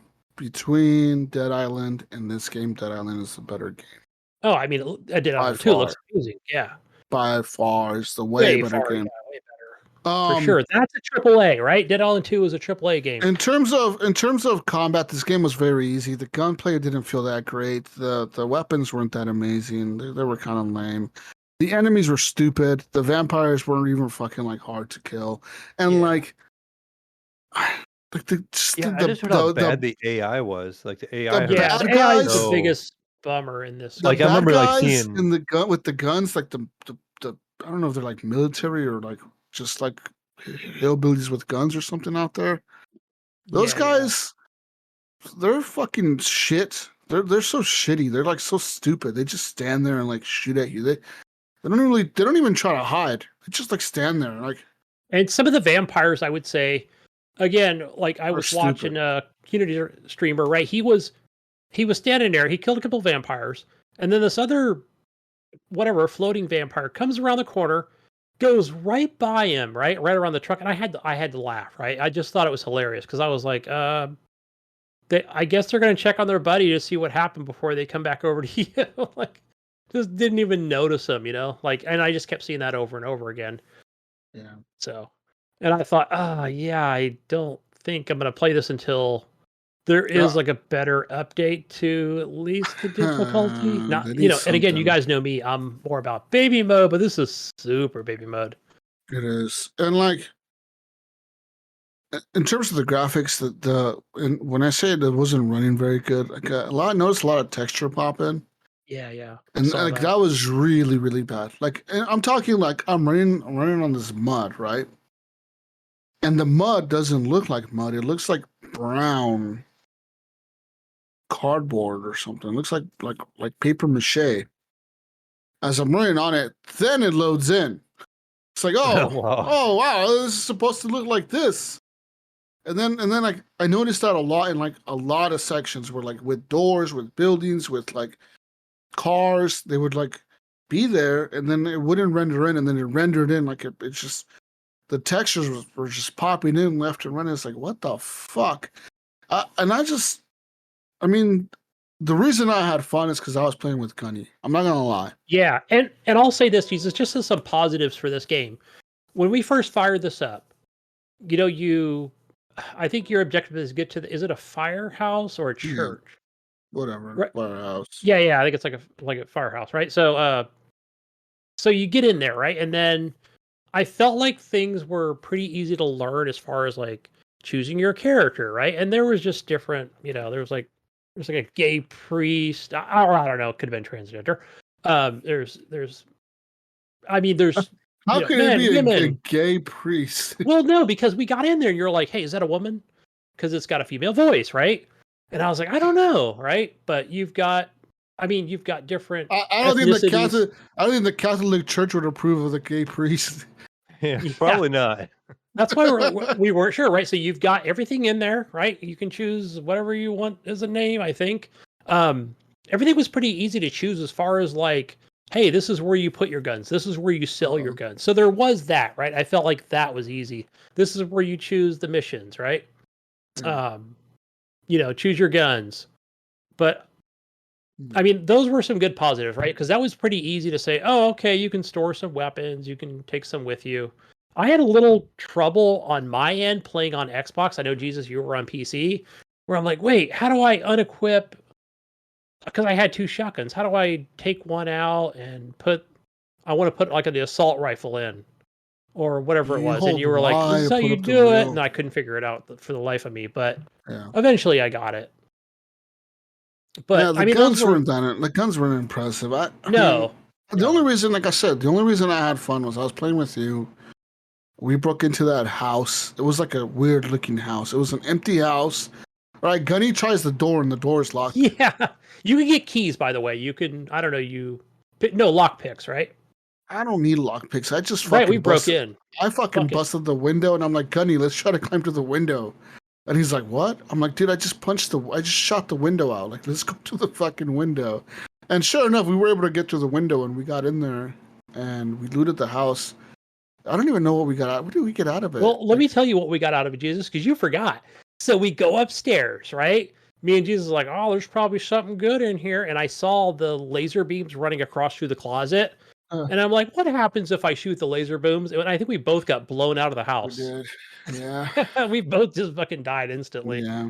It was good. I mean, it was good co-op, right? So then, okay, so I think we fun playing with you. We loaded back in, went back in there, and I think I was able to shoot it from the outside. Like, disable that, and then we got something out of it. I forgot. Like I said, in terms of just all the other stuff around the game, I wasn't really enjoying it. And I probably will never play this by myself. And you know the shitty part about game you can play by yourself even really. You know that whole all that stuff we did in like the missions or whatever we did, Gunny, that only applied to me because I was the host. Right. That's another thing. It's like, why do they keep I didn't go back and check. I was like, nah, I'm gonna wait, you know. I'm gonna wait. Yeah, none of those missions applied to you. They only any progress in the game is only applied to the host.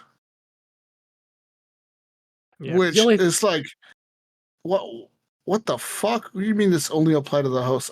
That makes absolutely no sense whatsoever. Right. So if you're gonna play multiplayer, you're gonna be doing some of this stuff over and over and over with different people you play with. Yeah. You may not even get credit for it. Well, we've seen I'm going to give it credit only because we've seen other games say, "Hey, this is how it's going to work," right? And as long as I would say, as long as like, if I'm the guest, right, and I'm getting a warning to say, "Hey, this person is chapter 3," right? You really want to start on chapter 3? You know what I mean? As long as I'm getting that, then it would just be all right, fine. I agree or disagree. Are you? Right? Did you get a warning when you played with me? No, because I had already created my character. Mm-hmm. I started off the mission in the boat, and I don't know if I made it to the freaking fire station or not. And then that's when you sent me the invite. So I just had to go back through that whole thing again. It was pretty late. Yeah. Yeah, right. And then another thing, just another negative for this game was, so here's me and Jesus watching that opening cutscene, and it's got that water freaking water art, right? Whatever, you know, it's just still images, and I'm like, Jesus, you know what this is? He's like, what? I'm like, this is basically just early access, man. This is just beta stuff. And he's like, really? I'm like, I've seen this in other games. And I knew exactly that's what this was, where it's not fully animated cutscenes. I mean, they have them, right? But they're also adding in like these still images of like, I don't know, right? So I knew it was like, this is not good, you know? I knew it was not going to be good. They've done that same style though with Dishonored. I think the first one had it where they had the still images and like somebody doing a voiceover like they did in this one. So maybe they'll do it. Maybe it's just the direction they chose because it's arcane. And that's how they do things. I didn't think about it. I just thought, well, I think they just cheaped out, right? Obviously. Dishonored. It's an easy patch later on. Dishonored had the same style with their artwork and some of their cutscenes. I think they had it to where it was like still images. Like the intro of the game is like still images, and like the story's being told as the game is starting, and then the game starts. But yeah, I wasn't impressed, man. Like I feel like Deathloop looked way better than this game. Deathloop played way better than this game, and they just kind of dropped the ball with this one. Like I get it.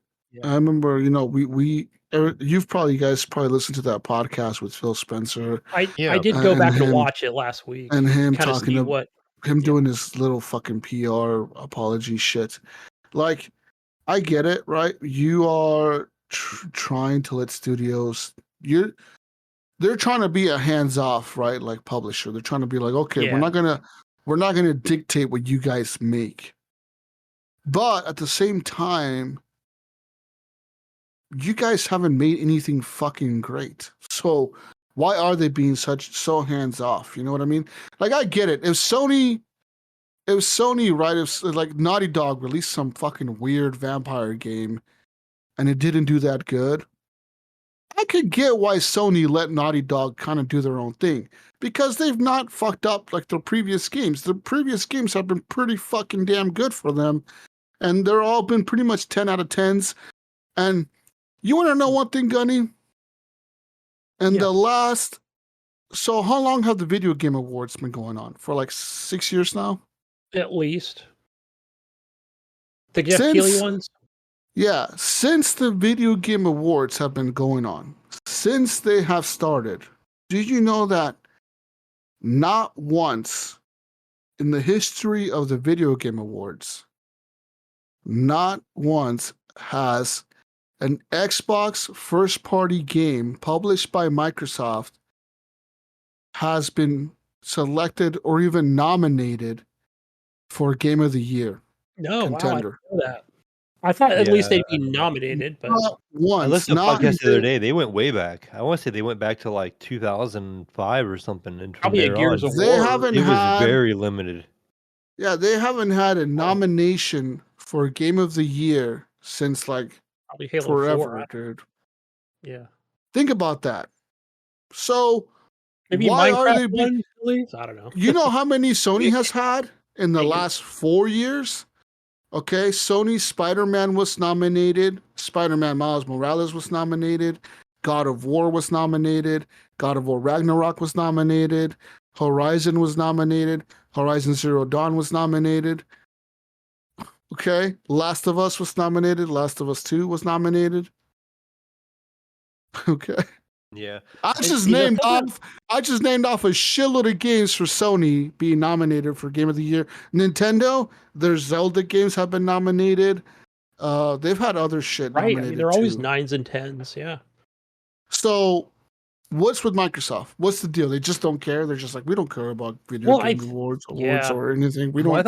I thought too in that interview. I thought it interesting when one of them asked him about that big AAA game to draw people in, you know, and Spencer was kind of like, well, I don't think that one game. He's like, that one game will just bring people to the console.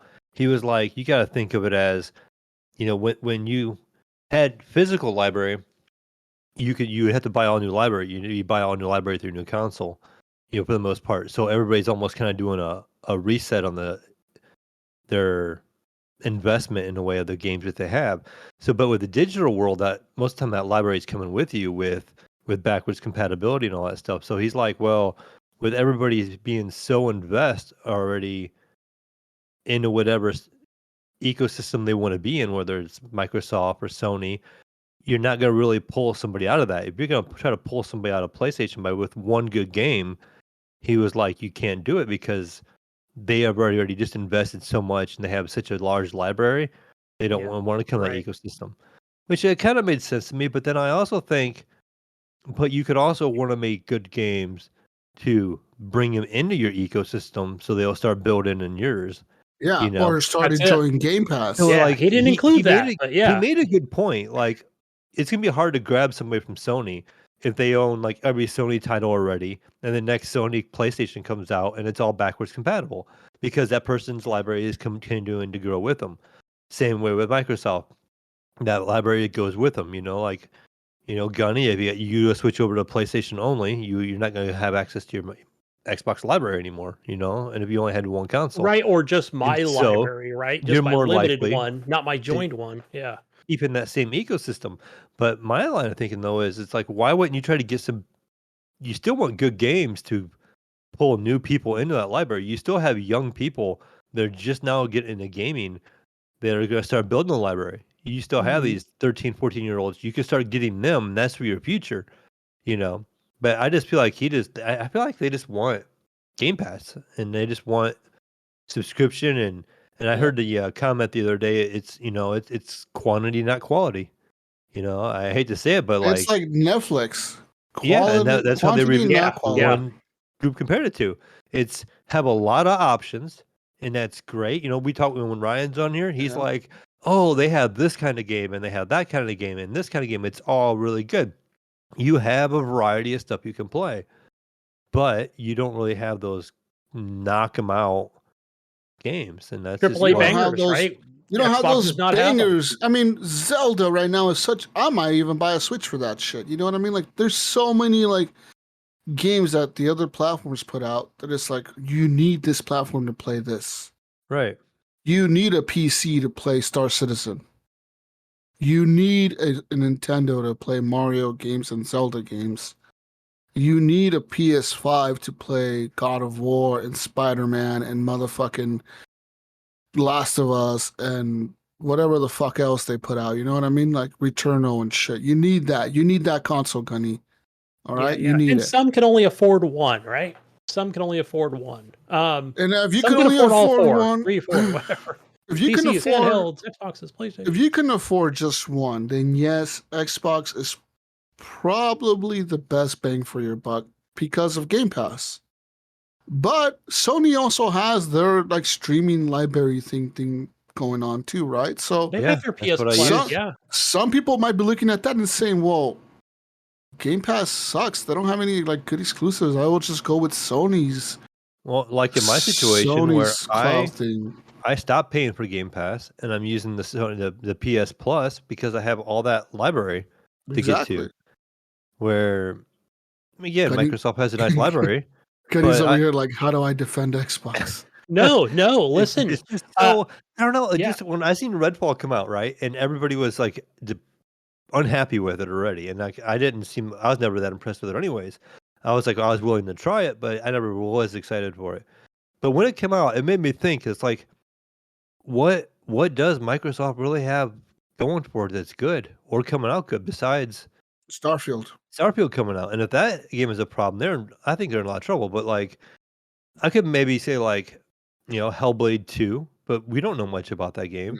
No. We've heard about Fable, but we don't know much about that. Like, there's a couple of promising games, and the one podcast I was listening to, and they were talking about, like their knockout games. They only have really one knockout game right now, and they thought, and this is from like an Xbox podcast, and that was the Forza series, the Horizon series. Mm-hmm. Is there one that like they do racing games really well, and the open world racing game really well, and even PS5 really does compete with them in that with Gran Turismo. Yeah, so it's just like, what they need something in my mind. In my mind too. And you know what? I'm not saying this like people are listening to me. Well, Jesus has become a PC shill. No. Listen, I've always been Team Xbox for the most part. Like, if you go back to the history of this podcast, you bleed green, don't you? Listen, we used to give IM shit for buying a PC back in the day. We used to give him shit for playing the Nintendo games and the PlayStation 4 games, and me and Brink would always be on the Xbox. We've always really been like more Xbox centric, right? As a podcast even, but lately it's been a lot of PC stuff because of me and Mayo, and Gunny's really been the one holding the Xbox front down. But in terms of and Ryan, but in terms of like of actual like things to get excited for Xbox, I'm not excited, man. Like there's I want a Series X and I don't even know why. I just wanted to have it. Here I was trying to convince you, Jesus, that you need the PS5 because of some of the exclusives that are timed exclusives and some that are not timed. Exactly, but I need a PS5. Listen, I want the Xbox, but I need the PS5 because I need the PS5 to play Spider-Man. I need the PS5 to play God of War. I need the PS5 to play Returnal. I need the PS5 to play all these badass Sony awesome fucking exclusives that have come out in the last 4 to 5 years. Ratchet and Clank, when I played that on my PS5 2-3 years ago, that game was probably one of my favorite games that year, if not my most favorite game that year. That game was a fucking amazing game. And guess what? That game was also nominated for Game of the Year. That game is on PS Plus this month, Jesus. All right. And like another reason to pick it up. So I'm saying, if Starfield flops, which I've already told you in the last podcast, I think it's going to. If You've that already game doomed flops, it to fail, have you? I have. If that game I think flops, it's got too much hype, too long, and it's just it's taking too long. It's got the cyberpunk effect. But you know one thing that they're not. But you know one thing that Microsoft is not doing that Cyberpunk and CD Projekt Red did do with Cyberpunk. They're not hyping it up as much. CD Projekt Red was hyping the fuck out of Cyberpunk. They hyped the shit out of that game. Yeah, too much. Have you seen Microsoft talk anything about Starfield? They haven't mentioned shit. It's just more the community than anything. Yeah, they have not said shit. Yeah. You know why? Because I guarantee you they're thinking, holy fuck, okay, guys, we need to back off on the Starfield talk because people are really hyping this thing up. And, like, we all know what happened to Cyberpunk when that shit released. So, we know this is a Bethesda game, and it's probably going to have a shitload of bugs when it launches. So, let's kind of tone it back, probably, right? That's probably what they're thinking internally. And you know what? If it comes out and it's a banger, I will be so pleased because I'm going to play it. I'm going to play it on my PC, and I'm going to play it day one. I'm going to play it on Game Pass, and I'm going to have a fucking blast with it. But if it's fucking struggling and it's hurting, I've got something to say. And you know who's going to take flack for that? Microsoft, Xbox, Phil Spencer. They're all going to take shit for this. And it's going to be another hurting thing for them. And you know what? In terms of Fable 4, I think the reason they haven't talked about Fable 4 is because they're trying to get Starfield out first. I think once Starfield is out and it's out in the public and people are playing it and they're gone, you know, I think that's when they're going to be like, okay, hey guys, you guys want us to deliver games. The next game we're going to come out with is going to be Fable 4. Here's some more Fable 4 Do you think we'll see any gameplay. Fable 4 at the Xbox conference thing in June? Nope. They've been really quiet about it. Really. Nope. Yeah. I think, like I'm telling you, I think that game is still being developed because it's being made by the guys who made Forza Horizon, right? Playground Games. Yep. I'm thinking it's still being made, but their timeline is after Starfield. I think they have like another year or two after Starfield is out because I don't see them putting out Starfield and then right away Fable. No, I see them Starfield and then like a year later or 2 years later. I can almost see like because Starfield's gonna be end of this year, right? And so supposedly.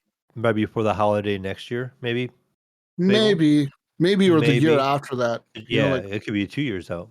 Yeah, and like in between that, like what I want to know is where is the Microsoft cornerstone franchises? Like where's the Halo, man? Well, Halo's dead. Master Chief is dead. Master Chief is fucking dead as fuck. 343 is dead. You know that what? Dude got okay. Listen, they took out Marcus Phoenix and Master Chief to the back. Okay, listen. It's like you're at the Xbox. Listen, Gunny, you're at the Xbox Clubhouse, right? And then Redfall is like at the front of the room, chilling with all the cool kids with Phil Spencer and shit. And like Master Chief and fucking Marcus Phoenix, they're like in the back of the room in the dark corner. Okay, they're back there where nobody notices them anymore, Mayo. They're just that regular Forza guy, just call him Forza guy. Right. Cobwebs swarming around them. Yeah. They're chilling back there with the helmet Forza guy in the back corner of the room, okay? No name Forza guy. Phil Spencer's up there grabbing ass with all the Redfall fucking characters and shit. And fucking and Marcus Phoenix and Master Chief are in the back with Forza guy. Okay, they're back there talking to him. Oh, and who else is back there? Terry Crews is back there from that what's that game? What's that fucking game? Shit. Crackdown. That's another flop. Crackdown. The Crackdown Terry Crews is back there with them. Yeah. They're all back there with those guys chilling, you know. It's like I remember when I used to be up there in the limelight with the Phil Spencers. I remember those days. You know what I mean? We were at the top, guys. As he downs a bottle of Jack Daniels. Marcus Phoenix is downing he's got the whole bottle of Jack Daniels right there in front of him. You know, they got the whole bottle of Mayo, the Yellow whole bottle. tea, 3-day fucking. He's smoking a cigar back there. Okay, he's all depressed and shit, about to shoot himself. Okay, he's like, fuck. I remember when I was that kid up there. Everyone used to love me back in the day, Gears of War. My fucking tomatoes. Oh, fuck. Now I'm back here with Master Chief and Helmet Guy. And fucking Terry Crews. Okay? That's what's happening right now. They need to get those fuckers back out. Gears of War was a good franchise. Their last game was pretty good. Well, okay, if you remember, that was, oh gosh, I get the name confused. Not Aaron Greenberg, but the other guy. And then remember he left Epic, came to Xbox with the team, right? To continue to make Gears of War. Then he went to Activision, but I guess now he's not technically back, right? He's been working on Diablo. Yeah. Yeah, but, so all these, who knows, man? I'm just disappointed. I really want them to be good. I got something to say, Jesus. You know what? This may blow some people away. People may not care, but I don't think I've ever said it on this show before. Oh. This is new. No, this is just me. Let's go back, Jesus, 6 years ago. Okay?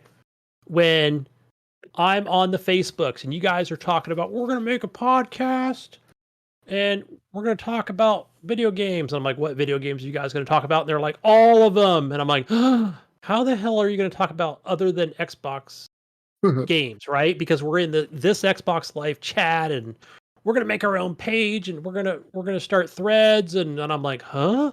I want to be that guy. That's the guy I want to be, right? This is 6 years ago, right? I want to play other games, right? I'm buying a fucking PS3. That's what I did. Bought a PS3.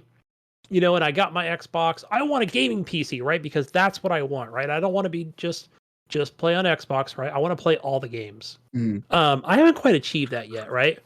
I did have the Switch for the year, but thought, well, I really don't have time to play it, and that's kind of a mobile thing. And I mean, we probably got 200 hours out of it, but I don't know. I think my son sold it, but he only played Dead Cells, by the way, Mayo. So you got to give him a pat on the back for that, right? All right. He did play, at least 50 hours of that on the Switch. But yeah. So, but that's just me, right? I'm always going to be like in the Xbox, ecosystem, right? With, even if Ryan is there as a gaming partner, console share, right? I think I'm always going to be there. I've always believed in, I've always been like, hey, let's play Forza, Never been a big Halo guy, but, yeah, I know that we've had some real shitty games lately. I mean, obviously, but Game Pass is great, right? I'm paying the $15 a month, right? I can play it on my PC. I'm not saying Game Pass is shit. I'm just saying the lineup that Microsoft is offering. But it does make me wonder. You brought up a good point because I'm thinking, okay, what if Xbox never had a Game Pass, right? Yeah. Damn, that thing would just be, they'd be way in the last third place. They'd be in 10th place.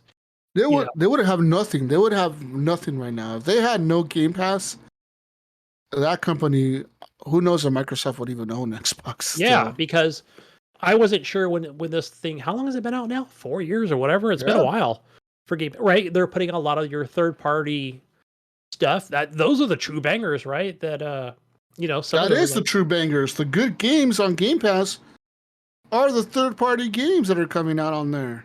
Yeah, I mean, but if you include who the hell did they? I'm thinking like your Fallouts and Dishonoreds and everything from those guys. I mean, that brought over a lot of good stuff, right? Yeah, but there's stuff that we already played. That's stuff that we already played as. Yeah, that's true, right? It's not brand new, right? Old shit, man. Like I want new stuff. I want a new Marcus Phoenix fucking game. I want some new fucking Master Chief. I know Ryan's like, well, you just got Halo 5 2 years ago. Yes, I know that, Ryan. I fucking know that. But you know what? That Halo fucking sucked. And I'll say this also, Jesus, despite what Phil Spencer had to say, right? I heard it and I was like, okay, it's a lot of PR stuff, right? But with him just apologizing and we need to do better and we're gonna do great and next Starfield and we got more games coming out and I can only look to the future, or look more positive, of course, right? But I will say this, if you remember back, Jesus, let's go back to like Halo Infinite, right? And remember people were saying like, this is Xbox has to deliver on the Halo Infinite. It's got to be good. It's got to be great for Xbox to succeed. And I'm like, yeah, whatever, whether it's good or not. And of course, we saw their conference. Craig looked like shit, by the way, right? Remember that? Craig- Everybody clowned Craig on the him, right? brute. Okay, we're delaying it. We're delaying it. And then the fucking thing comes out and it doesn't even have co-op, right? Yeah. And that was another big disappointment, right?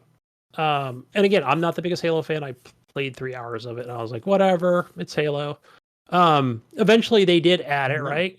They did. So you got Jason. So it's like Redfall. Eventually, Redfall will be good. Eventually, right? Eventually, it's going to come out as Mayo. game. Eventually, your Camaro will go fast. Not right now, though. Not right now. Yeah, we want you to give us $50,000. By the way, give us $50,000. Okay, Mayo, pay us for your car right now, and eventually you'll get the good shit on there. Okay, eventually, we'll give you the wheels for the car, but just try to tow it or something right now. Okay, like. Right. The car doesn't run, Mayo, but eventually it will run. Okay. Yeah. You get the motor now and maybe a little bit maybe the exhaust. Stay with later. the Chevy brand. Stay in that GMC family, right? Okay. We don't want you to go in the Dodge or Toyota. Eventually, Mayo will give you the cool paint job on your car. Okay. Eventually, not right now though. Like 6 months down the road, we'll go to your house and paint the car for you, but not right now. Like. What the fuck? Eventually does not matter in the gaming world. It matters now. Now is what matters. Not a year from now. Not 6 months from now. Not 2 years from now. Not 3 years from now. I don't give a fuck if Game Pass is the biggest thing in the world 20 years from now. That's not what matters. What matters in gaming is right the fuck now. You know how we know that? Because every year, you know who releases new graphics cards every year? Every graphics card manufacturer, pretty much. Yeah, seems like an every year thing. You know why? You know why they do that, Gunny? You know why NVIDIA doesn't wait to eventually make the 4090 cheaper? Because they don't give a fuck. Because they know if we release this thing at $5,000, if we release it at $4,000, guess what? We're still going to sell out. Absolutely, 100%. And to finish my point here, people want it now, right? And to finish my point here, Jesus, when I see something like Redfall coming out, and forget about Starfield. It's not out yet, right? They haven't really announced anything. I'm just gonna let this thing cook and see how it does at the showcase and what they have. And I'm gonna hope for the best. They say it's gonna be 60 frames and it's coming out complete and it's coming out on the day we promised. Starfield won't be 60 frames. Probably not. It's probably going to be a lock 30, but it's going to be a great lock 30 at 4K. But great. I will say this now with this Redfall coming out, and it seems to be like a real flop in a lot of people's opinions. And I will agree on it because I'm not going to continue to play it until they fix it. But I do feel like, as an Xbox player and a Game Pass subscriber, I feel like, am I getting my money's worth right out of Xbox right now? And that answer is no. So I feel like they do owe me. That answer is something. No. No, they owe me something. I'm not going to unsubscribe. I'm not going to stop paying them and move to PlayStation tomorrow. But I'm like, okay, what am I getting out of this? You know what I mean? Like, what are they? They're not. You promising said it, me Mayo, anything. not me. Gunny said I'm telling you right now. Like, that's the way I feel right now. Yeah. Where I feel like, okay, are you going to give me some free something? Right? They got to give me something for this. Imagine the people that bought like brand new TVs with their Xbox Series X. Mel, the people that bought those new OLEDs and shit for their new Xbox. They spend all this money at and they're Best probably Buy. just playing Call of Duty, like anyway. You know what I'm afraid of? Okay. They're all going to be playing Diablo 5, but everybody will be playing that. Okay, everybody wants this fucking stupid Activision deal to go through, right, Mel and Gunny? Mm-hmm. Right? And we got news about that today for that. But everyone wants this deal to go through. If it does go through, which it probably will. You think they'll what's going to happen? Other okay, not the EU, but the other UK. It's going to go through, right? But they'll probably just do it to where in the UK they don't have it on the cloud or something. They don't have it on the Game Pass. Something, right? There'll be some concession. They'll sell it to the people in the UK. But you know what I'm afraid of? I'm afraid for Marcus Phoenix and my boy Master Chief sitting in the back of the room. Oh, that's a good point. Because you know what? What happens when Call of Duty is your number one shooter? Number one shooter in the world. Number one shooter in the world, and you acquire it, Mayo? Gears gets kicked to the curb. Do you even need Do you even need Gears of War anymore? Do you Gears even of need what? Gears of who? Yeah. Do you need Remember that game? hey who? Halo. GOW? What the hell is a Halo? Not God of War. Who needs that Is anymore? that a new gun in Call of Duty? Yeah, it's gonna The be Halo gun? it's gonna be the Halo skin pack in fucking Call of Duty is what it's gonna be. I remember this guy back in that game way You back play when. It was those really old cool. Halo games in the Game Pass. This is that green guy that was in the Xbox, the first Xbox. I remember him. Yeah, right. He's that big green guy. Yeah. You That's remember a good this point. Yeah, you remember this chainsaw? I remember this chainsaw gun in some old Xbox 360 game. Yeah. People will be asking, like, Daddy, what's that Master Chief got? And they'll be like, Dad. yeah, that was the old has-been. No, listen, Gunny, Mayo's gonna walk into the room 3 years from now. His son Greg is gonna be playing the Call of Duty Advanced Warfare 3 or something. And it's gonna be like, hey Dad, look, they got this new thing called the Lancer gun. It has a chainsaw on it. And they got this cool suit that has like an armor ability that can like heal up the armor, and they got these sticky grenades that are like glowing blue. And you're gonna be thinking, man, I saw that in Halo and Gears. Oh, that used to be in those games. Yep. And all it's gonna be is skin packs and memories. That's all it's gonna be. Rest in peace, Master Chief and Marcus Phoenix.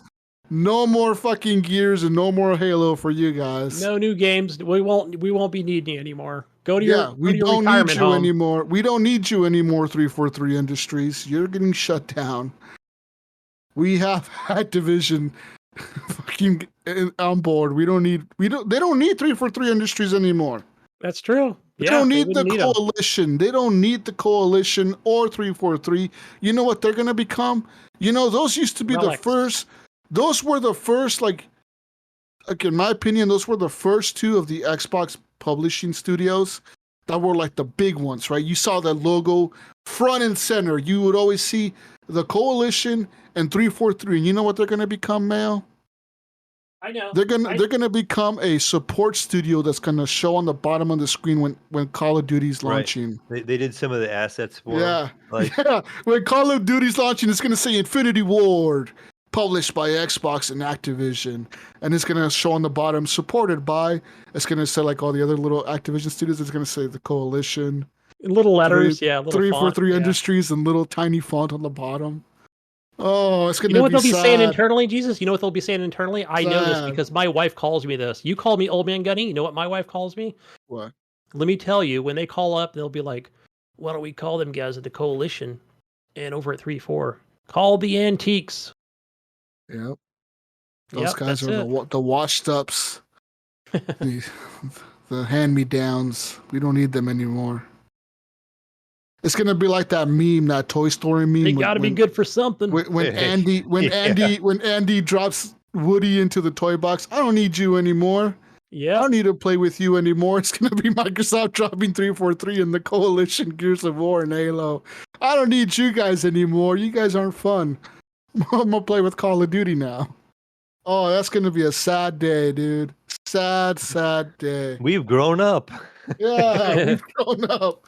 Oh, that's gonna be so. And people are probably thinking, yeah, no way, Halo's gonna die in Gears. No way they're gonna bullshit. No way.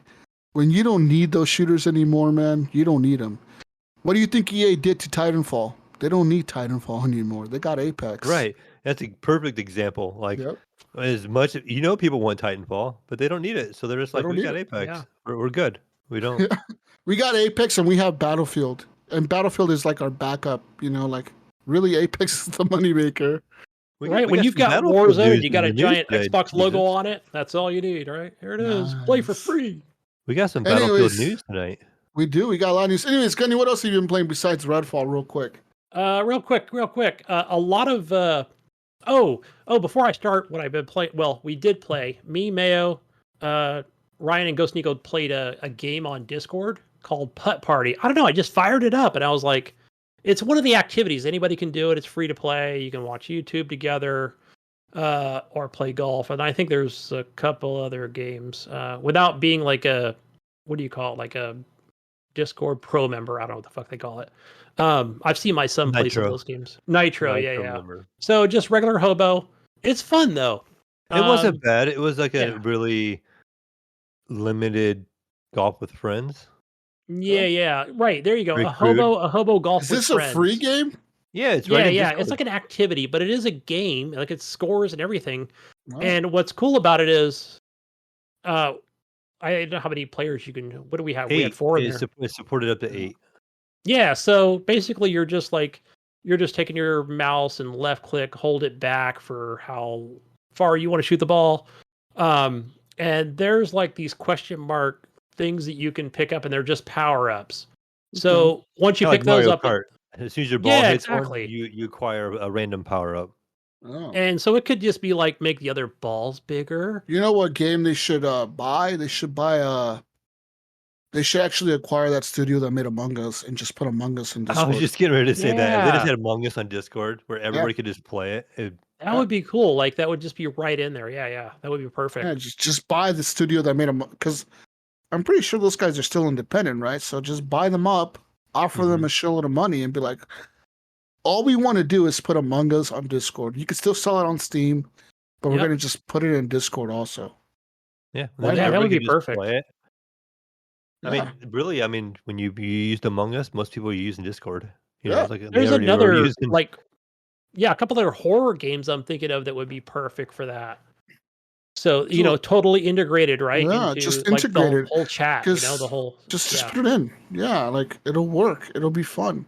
Like Among Us or like Jackbox Party. Like, just get those guys, like, maybe not even buy them. Just make a deal with them. Be like, hey, we'll pay you this much to put in fucking Jackbox Party into Discord. Boom. Yeah. Perfect. So I recommend it. It's a lot of fun. And a lot of... played Far Cry 6 because I was at the Mountain House this weekend. So Andrew, Johnny Dalt, old News Machine guy, he joined in and he said, just choose a mission. I was like, all right, fine.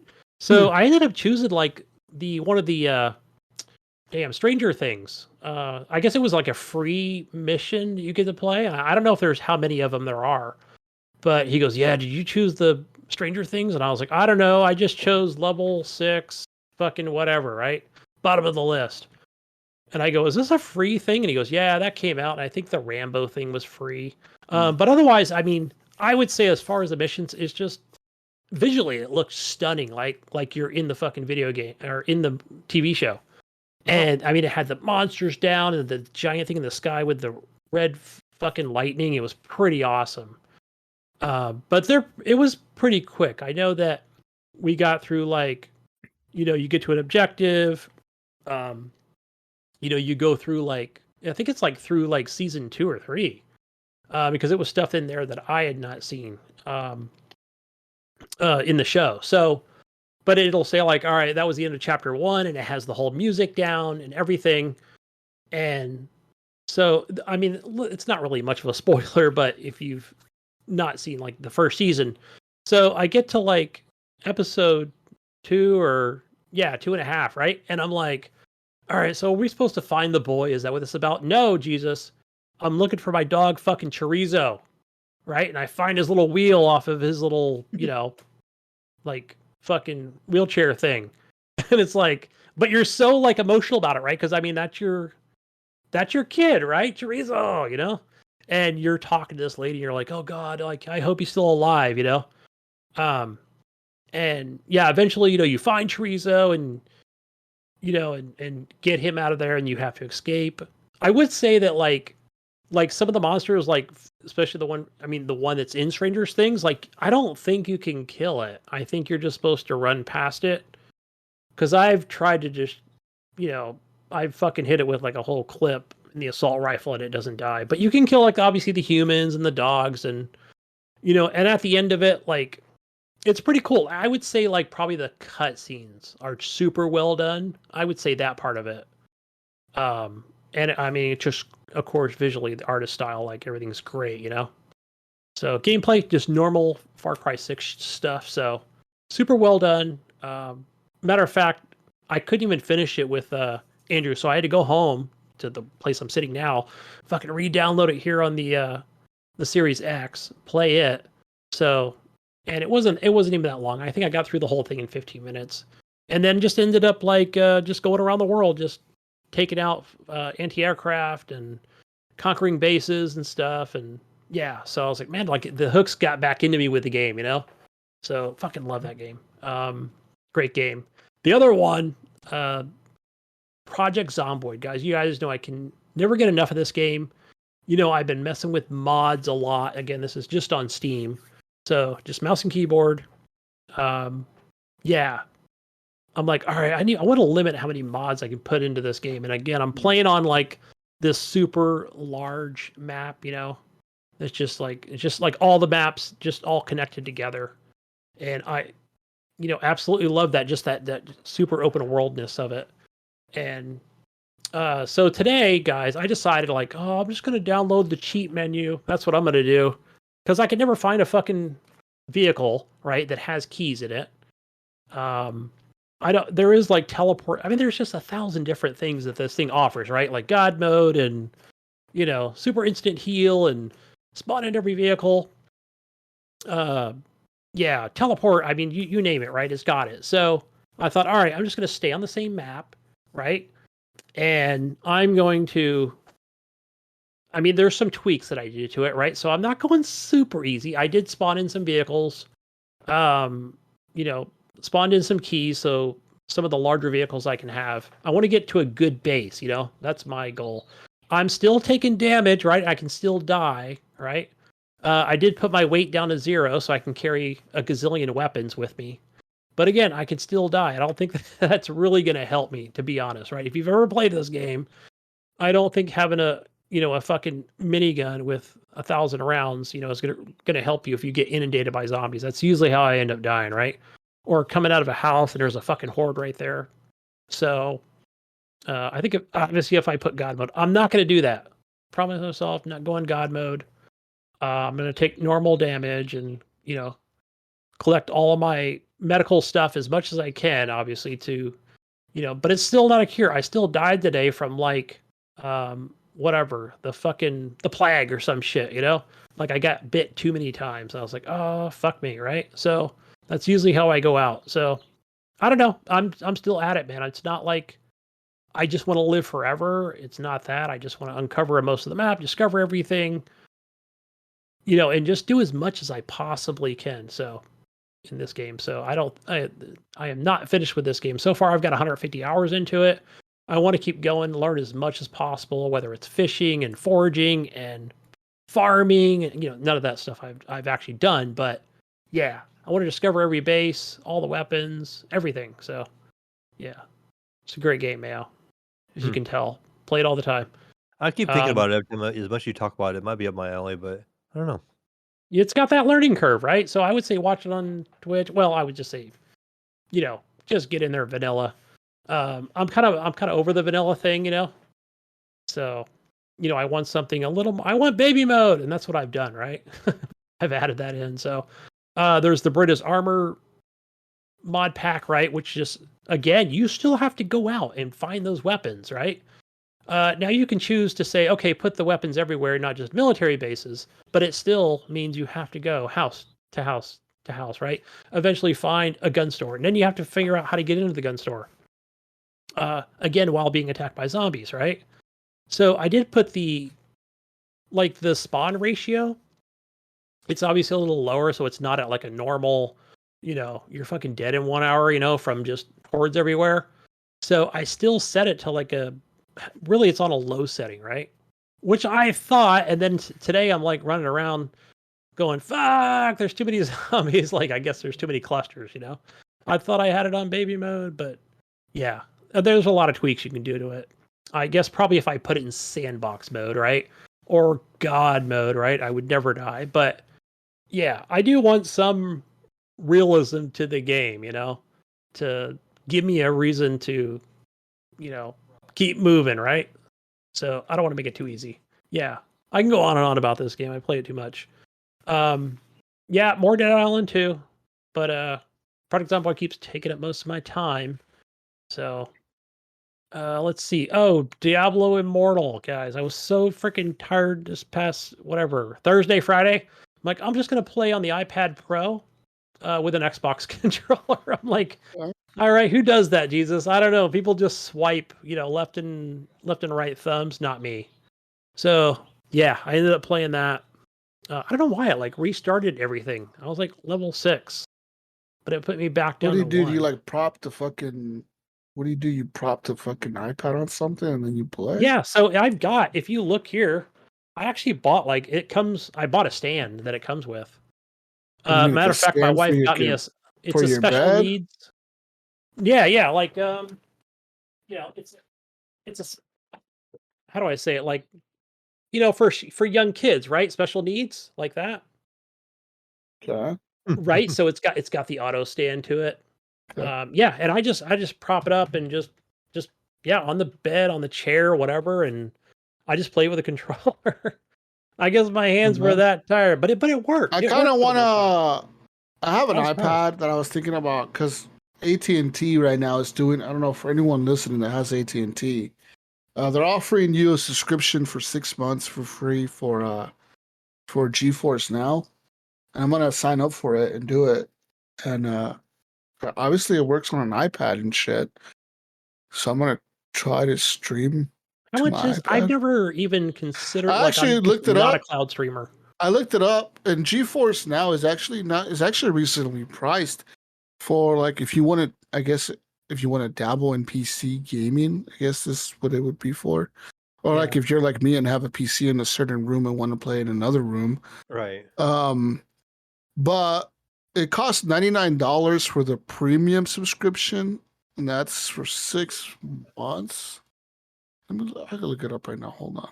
I'm gonna look it up as we go here. GeForce Now.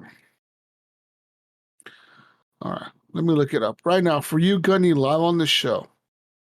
So there's 3 different tiers. There's a free one, which doesn't cost anything. You could join that for free, and you can stream your Steam games for 1 hour session lengths at a time. I don't know how long you have to wait in between the 1 hour sessions. I don't know if you can just do it right away, or if you have to wait a day or something. But Probably it's a 1 hour session length. So here, no, I got it.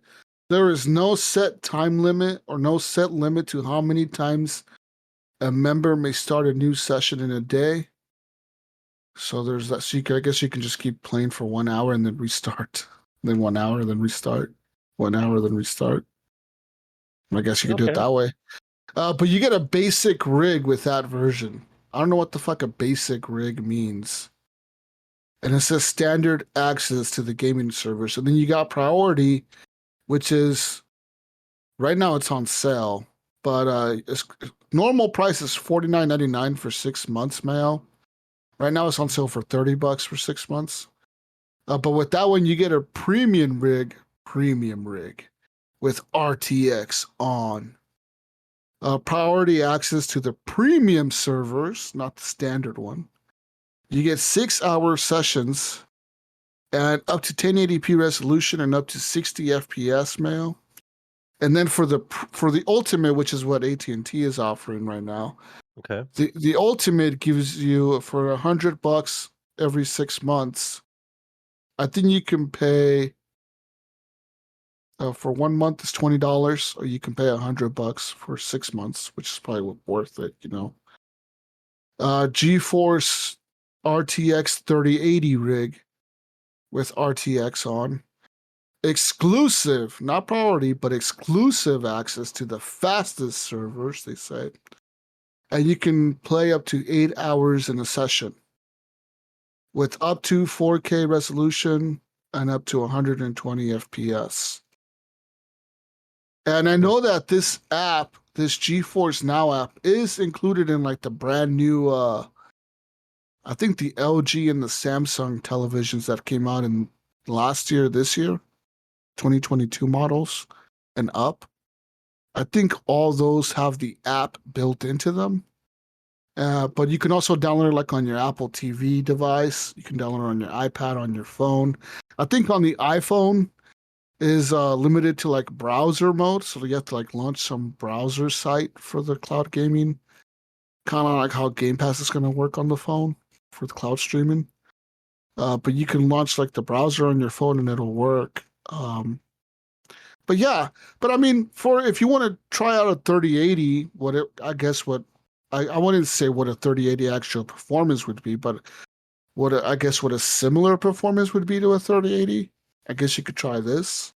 Right. But the only downside to this whole GeForce Now is not like Game Pass. So don't think of this like, oh, I'm gonna pay $100 for 6 months and have a library of games that I can play on streaming from a PC anytime. No, you have to already have a library of games somehow. Mm-hmm. Whether it's your Epic account and your Steam account, or your like Bethesda account or your Rockstar account or something, like it lets you link all those into it, and that's how you play the titles. Now I don't know if they have like some shit to like link Game Pass to it. If they did, that would be kind of cool, right? Because that would be kind of worth it at that point almost. Yeah, I'm sure there's like a But if there's not, but if you have a library of games that you want to try out, yeah. Well, wait, hold on. What the fuck is this? Oh no, because I was looking at it, says 1,500 plus games available. But I don't know. Like, is this part of the subscription? premium. It says GeForce Now connects the PC to digital game stores, so you can stream the games you already own. I guess these are the games that are supported with it. Okay, So, how many it actually supports? How many it actually supports with the. I was about to say, it doesn't include 1,500 games. Why is not everybody doing this if it included 1,500 games? That's like a steal for $400 every 6 months. But it includes like I see all the major titles on here. Like I see all the Ubisoft games. So it has the Ubisoft store, EA store, Good Old Games, which is like CD Projekt Red shit. Epic Games and Steam support. So if you have an account with any of those, Games Galaxy, all those little launchers, you can put them on here and play these games, Mail. But I mean, hey, I'm gonna try it out for free. That's the only reason I'm trying it. If you think it's worth it for you, then maybe try the $20 a month and see if you like it. You might get access to like some cool exclusive PC shit that you haven't had a chance to actually play on your consoles. You know what I mean?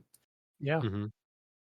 That's the only reason I would do it as a console gamer. Like, say if I was somebody listening right now and I only played on my Switch and on my Xbox and on my PlayStation, but there was a game that I really wanted to play on the PC, I would go and find it for cheap. For like really as cheap as I could, and then I would buy it or something, and then try to play it through here, you know. But I'm assuming if you sign up for that Ubisoft pass, like the or Ubisoft, you've got a slow, like a slow laptop, and but your phone like works fine. Or but you know, tablet. another thing that this can also support is I'm pretty sure if you sign up for that Ubisoft premium thing, what the fuck is that called? Ubisoft Access? Pro, I don't know. Ubisoft Game Library, whatever the fuck that Ubisoft store thing is called. I don't even know, yeah. But it's like it's $15 a month, but he gives you the ultimate editions of all their games. All their games. Their Assassin's Creed. I did it for a month. It was pretty good. I played that Anno. That's really. Game. It's actually really good for people like us. You know, that like say we want to play the new Assassin's Creed when it comes out. You just sign up for that for a month, and you get like and you get the ultimate edition of the game. So you get like the super edition. You get like all the cool shit with it. Yeah, I think I was charged $9.83. It was like an introductory thing. Yeah. So at $9.83, I was able to play the new Anno. But you think about that, you sign up for that. Say you sign up for that for whatever it is a month. Say it's $30 a month, and you sign up for that, and then you sign up for this. It's another $20. So for $50, you can play all the Assassin's Creeds and shit like I guess at a PC level, but streaming. It might be kind of cool. It might be an option for some people. I don't know. It's just saying. I'm just saying if you want to try it out, Yeah, Mayo. I think it'd be neat if you tried it out, Jesus, and since you have a 3080, compare your experience. You know what? I should try it out, and I'm gonna try it out. Right? It's free. Why wouldn't I? Right. But like, I'm gonna try to find like a game that I have in my library, launch it on my PC and see how it runs, and then launch it on there and see how it runs on there. Because I have a 3080 on my PC. So this thing says that it's running on a 3080 on the Ultimate Access or whatever, the Ultimate account. It should be a comparable experience, right? Maybe with a little bit of latency. See, and I've got a 1070 Ti, so it's probably going to be a better experience in the cloud. Yeah, who knows? For you, yeah, maybe.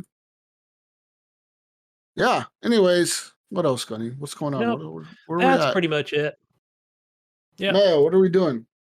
Oh man, I haven't done a whole lot. I've been busy with work, but still been playing the good old Gran Turismo. Still going through that. They've been is that one of those good PS5 exclusives that we were stuck? Another one. Damn, bangers, bro. Been playing through that.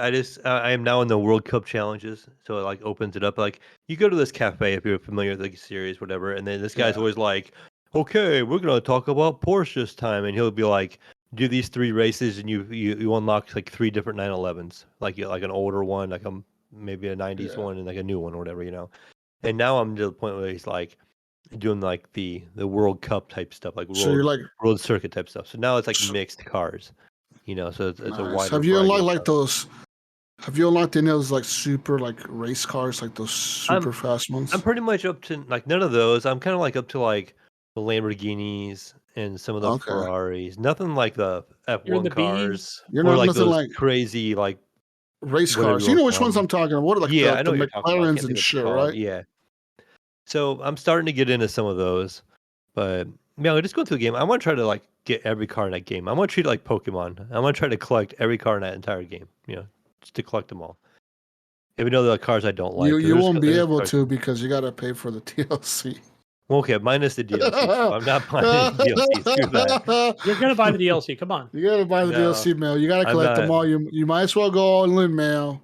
Buy the battle pass. $500 in. The driving pass. Yeah, Mayo's like, I got all the cars, guys. I paid. Maybe when I get all the cars, and I'll be like, okay, who knows? I have my doubts, but all the vanilla cars. It's been good. Like the game is fun. I don't like the outside the car view. Like I only like it from inside the car view or so cool in the bumper inside cam. Yeah, like the inside the car view is hard to race in, but it's cool to see the inside of the cars. Like it's kind of cool looking around and see how it goes. But I like that one view. It's like right in the front of the car. You don't see the hood at all. You just kind of see the road. Yeah. And that's a weird one. I never liked that one in racing games. Yeah, see, I always kind of prefer that one. So that's just kind of what I'm going. I'm more behind the vehicle. And that's why I above and behind. I'm always was behind the vehicle. In the driver's seat back. Or in the back of the car. But in Forza or in Gran Turismo, I don't like the behind the car view. Like the models of the cars don't look that great personally. They look like they're almost like a really good model, but like it doesn't seem to match like the background. Like it's just kind of like put in there. And it doesn't look as good. Like when in the other views, the game looks not great. Not as immersive, yeah. Yeah, it doesn't look as immersive. I hear that game in VR in the PS2, PSVR 2 or whatever, like it's really fucking good. I can see that being good, but I have my VR headset here, and I can just play some of these racing games I have. Another $500. No. Yeah, you can do it. Not happening. You can do it, man. Hooks right to the PS5. Yeah, I know how much I use my VR headset I have now. There ain't no way in hell. You could drive all these cars you unlock. You can drive them in VR. I can do that on my PC VR. There's a VR game we're going to talk about later, Mayo, for the PS5. You're going to need them. Yeah. You're going to need this headset. Need this PSVR 2. Jesus, you're looking for PS5. Go buy the PS5 VR bundle. Just buy a bundle. Yeah, $1,000. No big deal. Week's paycheck. Yeah. Yeah, it would be like my week's paycheck. Just go. You're not paying rent this month, I guess. We're not eating. Yeah, I'm gonna eat fucking top ramen for the rest of the you get a cool VR headset. Yep. Look at this cool VR world. It's worth it. But I've been enjoying it. Again, it's still good. It's a good game. It's that quick get in, get out. I can do a couple races and get out. Yeah. I've been going back to Hogwarts Legacy still. Still enjoying that game. I do finally have my broom, and I'm kind of flying around and doing some of that stuff now. Did you unlock the bird yet? Like the bird, horse, griffin thing? No, I have not gotten that yet. Like a That griffin-looking thing or whatever yeah, it is. that unlocks like I want to say maybe like halfway through the game. I'm near the end. I think I just haven't gone back to it. I just played it a couple nights ago, and the last thing there's like these challenges. It was like the first challenge I had to do. Yeah. You know what I'm talking about? Like after the challenge, there's like these old wizards you talk to in the mirrors. Yeah, yeah. Oh, it's yeah, like the yeah. The second one. trials. I started the trial. I did the first trial. Yeah. Where you kept going through, you'd have to activate like this mirror thing, and you walk through, and it kind of changed. And that's exactly where I'm at. So I'm not. Each one's a little different, but you're I know catching you're up at. to me, Mayo. I'm catching up to me. Not far past that. The last one I did was the third trial, so I need to unlock the last trial, but they're doing the thing where we got to go talk to the other professors and talk about you because apparently I'm too stupid to listen to this conversation you've been having with these guys for the last fucking 10 hours. I don't understand the logic there.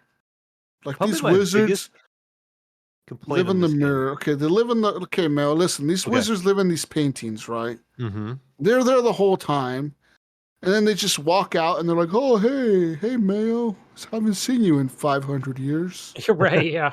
And Mayo's like, "Yeah, bro, we've been right here for like the last 2 days. Where have you been?" I need you guys to tell me what's been going on for the last fucking week. Jesus, maybe you can explain something to me. I don't know, unless it's going to hurt my brain here trying to figure it out. But okay, here you all.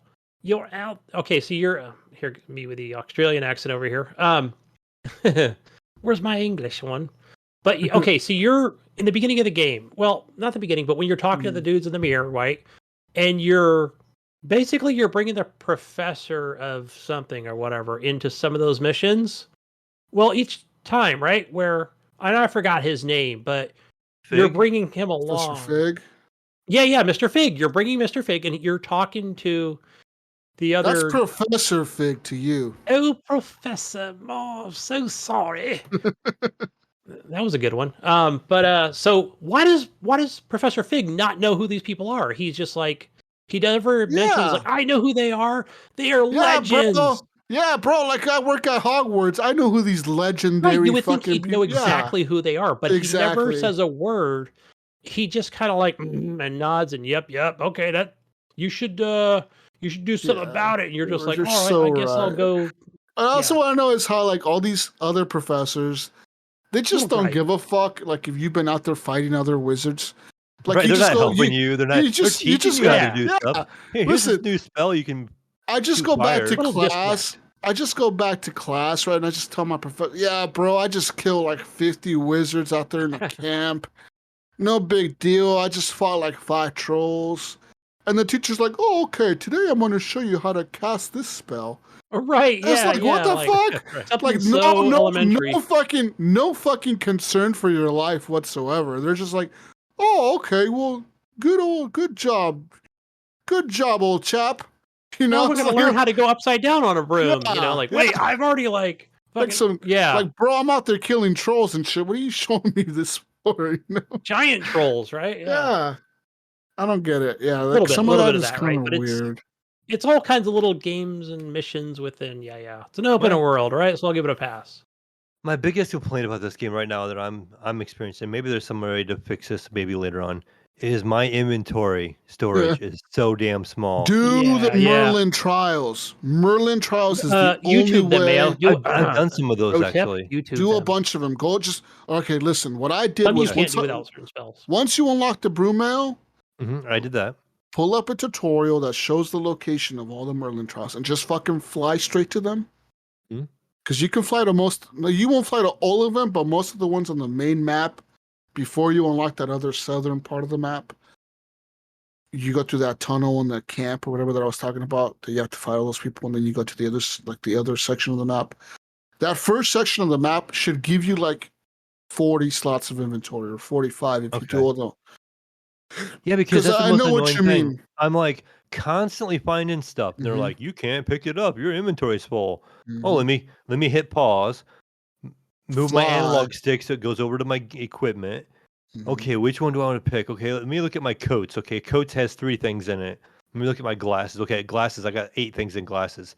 Let me, get rid of a couple of those. Then I look at the values. I'm like, which one do I want to get? Just destroy. I'm not even going to sell it because I'm not by a vendor. I'm Right. so I'm like, okay, I'm just going to destroy the cheapest Oh, one. you destroy them, dude. I would fast travel to the Hog's Meat place and sell it to And that so guy, I'm just and like, then travel back. I Well, would do okay, that but every Jesus, time. sometimes you're in the middle of a mission. Sometimes yeah, you're in the like middle I'm in of a the middle of a mission. mission, Yeah. and all of a sudden I find these Yeah. crates, and I'm like, oh, there's an item. I'm like, oh, this is probably good. Mhm. And so I destroy the item and I pick it up and it's like worse than I have. I I'm like, know. "Yeah, I've had that oh, happen. I'm are you like, kidding wow. me?" So stupid. But that's the I'm kind of like- game this is, right? I Yeah. get what you mean. Yeah, So- when you're in those trials and you find a bunch of chests in them and you can't leave, and you're like, Yeah. oh man, what the fuck What do was I it? do Even now? in the room of Requirement. there's some chests in there I found, and like I kept having to do it in there. I'm like, Yep. I are you haven't found kidding any me? chests in the room of requirement. Well, maybe at the beginning I had them, but No, there's some in those in the bestiaries when you unlock the bestiary areas, like the forest, the beach and stuff. When you unlock those rooms in those areas, there's chests in those. oh, maybe I haven't looked. I thought I've gone all the way around each Yeah, room. I just found Yeah. some early, and I was like, "Oh," but yeah, that has been my biggest complaint because I'm always keeping them on me, and then I don't think about selling them. I don't think about going back to town. I'm always like, Yeah. "But just follow the next quest." And they're like, "Okay, go For back to your me, teacher." For me, it became a task. Every mission I did or every side quest, You I got would to go just back and get rid of all go the and sell stuff them. you Go picked and up. sell. Go I and would sell find the several, right? Not just one. If but I didn't have a yeah. nearest vendor, I'd travel to Hog's Meat, sell them to the broom guy because he's right there by the fast travel point. hmm Sell it to him real quick and then leave Yeah, that and makes fast sense. travel back. I would do that. It's kind of annoying, but it's not so bad if you have like a fast hard drive that can load the game kind of fast. Yeah, and it But loads it's really still quick on annoying. the PS5. It's doing good, in that aspect. Oh yeah, But definitely. But it's still um, annoying. Yeah, I get yeah, it. it just I was kind of like, oh, yeah, my Do the inventory's Merlin full. trials, but also remember, once you do the Merlin trials, check your challenges because you will not unlock the inventory slots until you click claim reward on the challenges. Okay, because I know I've done 3 or 4 at least. You of the gotta do Merlin like trials. 5. I think it's I've just randomly found every some. it's But I'll every check my f- so it's a challenge. Do yeah. so many Merlin trials, and you'll Yeah, it'll be unlock like more inventory. like Merlin. It'll be called the Merlin challenge, the Merlin trials challenge, and it'll have like 10 of those, and it's like every 10 Merlin trials you do, or every 15 or every 20, it unlocks like 10 more slots or 5 more Okay, so slots. I remember doing the first one they taught you about when you meet Yeah. somebody and they you figure it out. And there's one in a goblin camp I did, and there's another one. They're everywhere. They're Yeah, fucking I just kind of ran everywhere. across them, and I'm like, Yeah, oh, yeah. here's one of those You just trials. find it in One- the And then wilderness. try to figure it out. In the One world. day one day literally for like 2 hours I was just flying around the fucking map going, okay, I done this one, okay, go to this one. I done this one, okay, go to this one. I had like my iPad and I had all the map open with like all the like the locations and I was just flying to all of them, dude, just doing one by one. There's no way to have them marked like on your map No. which ones are done. No, because it got that fog of war right on your map. You can't see yeah. so you got to fly to it, and then it'll mark it if you fly near it, but it won't if you Fly just low enough. Yeah. yeah. But yeah, that's been my complaint about the game so far. I mean, like I said, I enjoy it when I'm in it. I get the time to sit down and play it. And I'm like, oh, this is pretty cool. Having fun with it. The do you world think is of the really combat? cool in that game. What's really cool, Jesus? The world, I just love the world. Yeah, of I like that the game. environment. Yeah, the atmosphere they created is really cool. Yeah, Combat wise, the combat's okay. It could be a little better. When you have to use a different colors, like changing it up a little bit.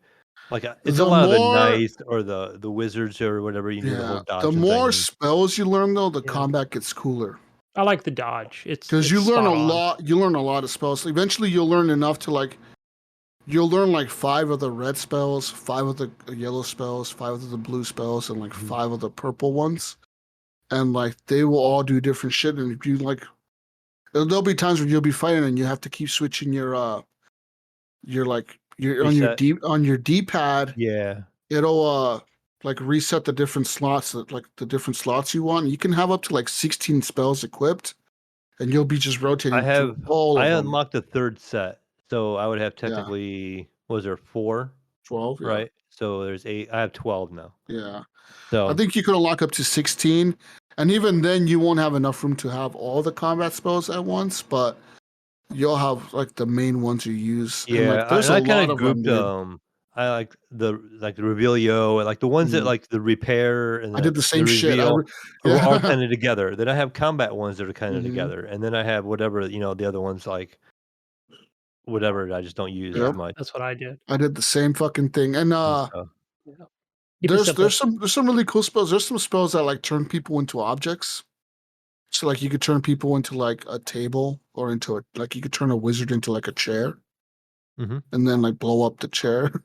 Have you guys done any of the? Speaking of it, do you guys ever really decorate your one room? I can't remember Oh what the room was fuck called. yeah, dude! I got You did? Slytherin shit all over my shit. I spent like a whole ass fucking hour in there just I like put 2 painting all tables the in there wall screen. that they were telling me about, and that's all I've Yeah. done. I was like, Dude, how I far painted. I went. Dude, I went to every wall. I switched all the walls. I put fucking frames up. I painted the walls green. I have Slytherin shit all over my room. It's fucking sick. I can't Every remember what time the I room go was in there, I called. change the theme. Now I want Moon and Starry Night or Yeah, whatever. mine is mine was for the longest time I had it in like rainy, and now I have it into like dark and creepy mode. Like yeah, Yeah, I want to feel evil when I walk in this bitch. bringing all the ladies over to dark and creepy mode. But you unlock a lot more areas to that room. Like you will unlock more sections to that room. There's more every time you unlock a bestiary, like a whole new section opens up, and then you can decorate that section. One of the things that I do recommend is eventually saving up enough money to buy potting tables. I have a ton of money, I think, and I don't think I've spent any but besides the broom. but they're expensive. Like if you go buy the blueprints for the potting tables, you're gonna need those to like plant plants because you can use those plants to like for combat and for making potions like health potions and shit. And then you can you're gonna want like a crafting table for your potion. Like Yeah, I I have think a I built 2. I table. think I built maybe the potting table, like one of them. There was like 4 options maybe, Yeah, and I think I picked one of those. And then there was another table I built. I have like 5 or 7 potting tables. Like 3 of them, like I have 3 of them in the middle that are small ones, and those 2 are my small plants. I have 2 that do like the big venomous plant, the big like badass plant. I have 3 of them that do like the chomping cabbages. That's I the have the only thing I have one. so far is the chopping cabbages. I have one that I don't does really mess with them.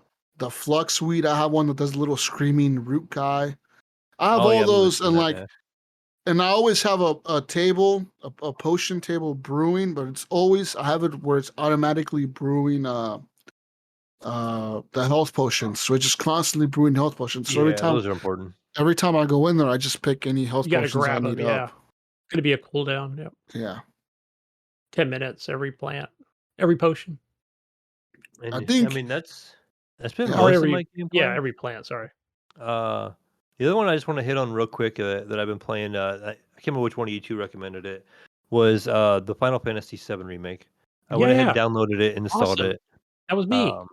Yeah, so I did the first chapter just the other day, and it's good. I don't remember much. Like I said, I don't remember the storyline at all. Like I don't remember any of that from the first game. So but it's been so long. It was interesting. Like I had a hell of a time fighting that first little boss, like that little scorpion sentinel thing. Like Yeah. it took forever for that thing to like he just wasn't doing any damage to That's it. part of a I'm like, demo, that beginning part, yep. okay, yeah. It's probably the first chapter is probably the demo, but that's all the further I played. I was just the first chapter. I mean, yeah. And That was but touted when it first came out.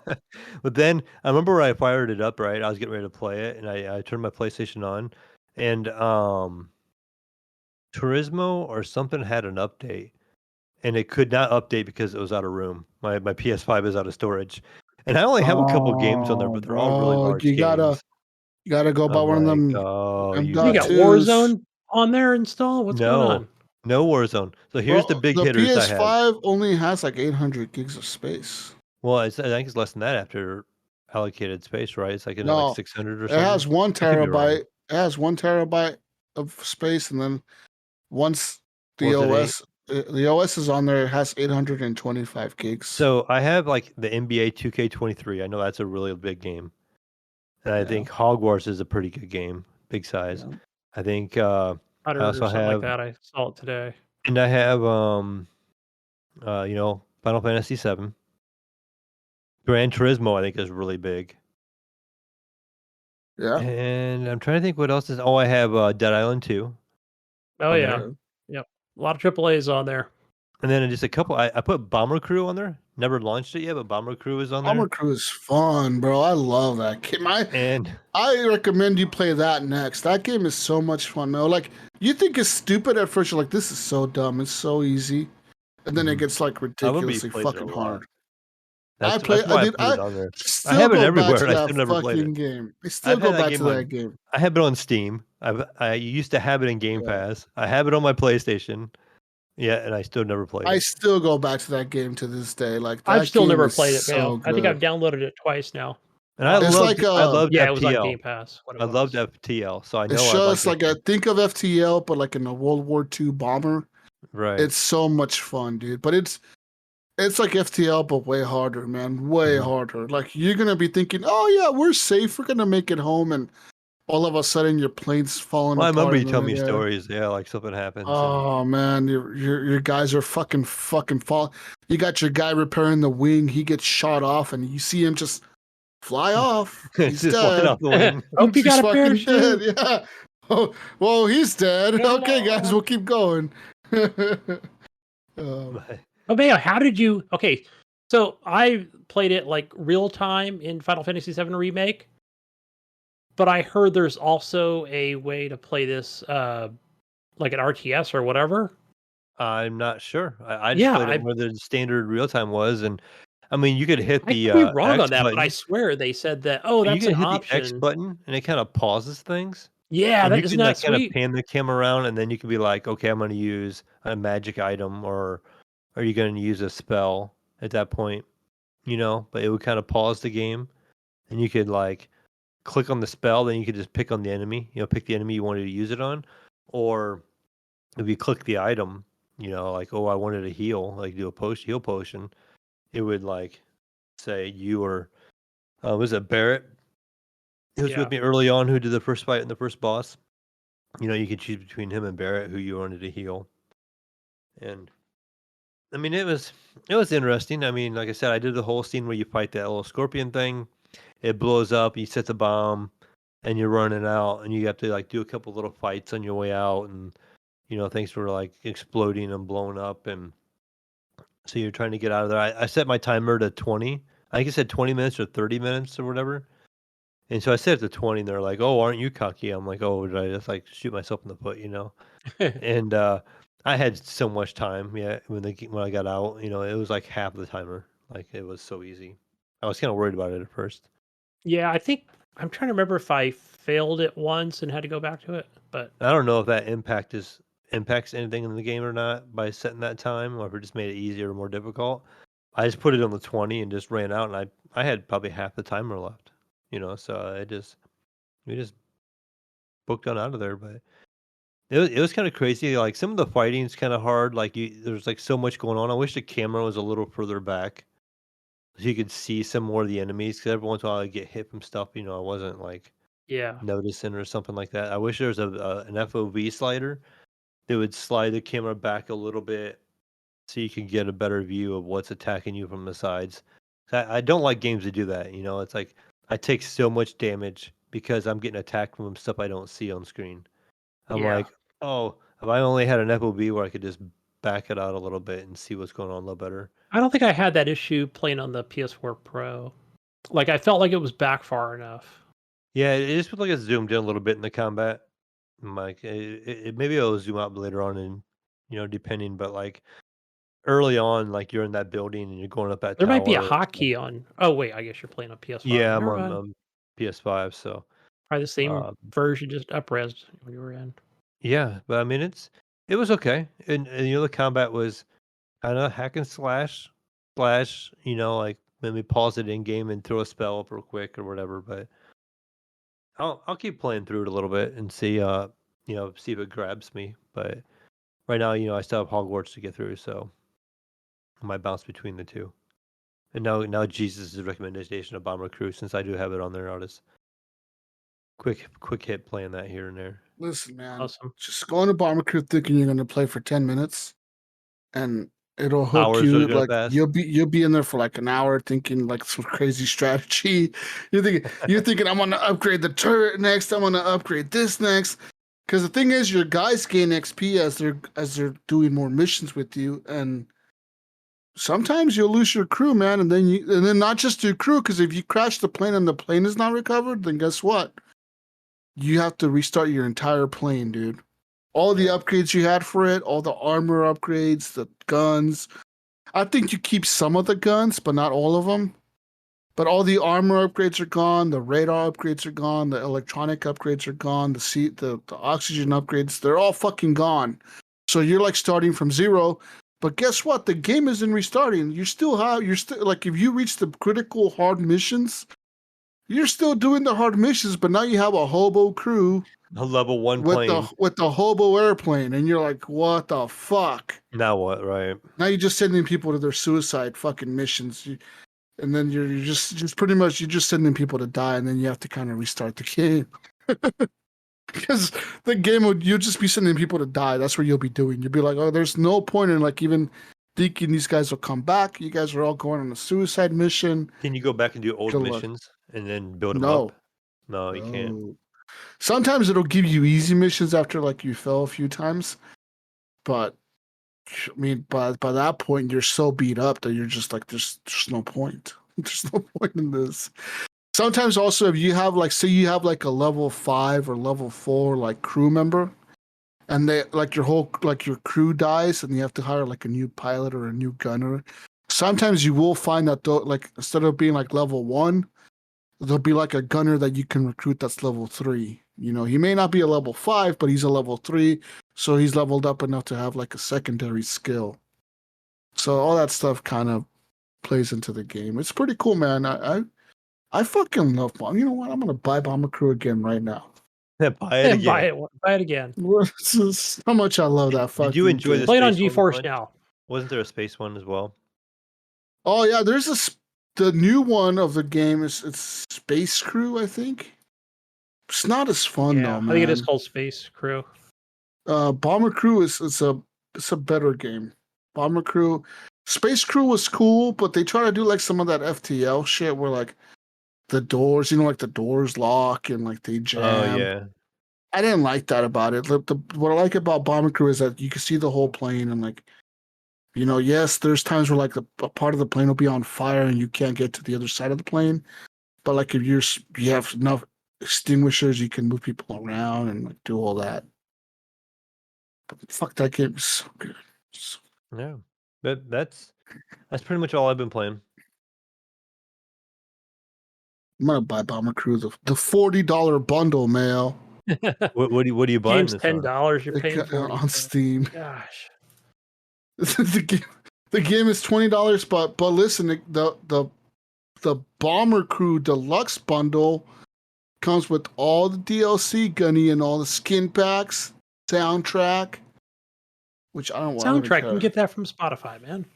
And Space Crew, it comes with Space Crew as well. Oh, okay. Yeah, here's my suggestion for you, Jesus. Okay, this is how I would tackle. Buy the COD Battle Pass while you're at it. I would look at CD keys, buy just the basic. You're right. Then when you get the game, it's in your inventory. When you go back into Steam, when you buy like the complete pack, it'll actually knock the price of the game off because it has your inventory. You gain the game in the inventory, and you'll get just the DLC part of the pack. You know what? I'm gonna just buy it on CD keys right now because it's $2. Yeah, so buy it on CD keys and then go back and then buy the bundle on Steam. Oh, for $20 off? And you'll get that $20 off because the game's already in your library.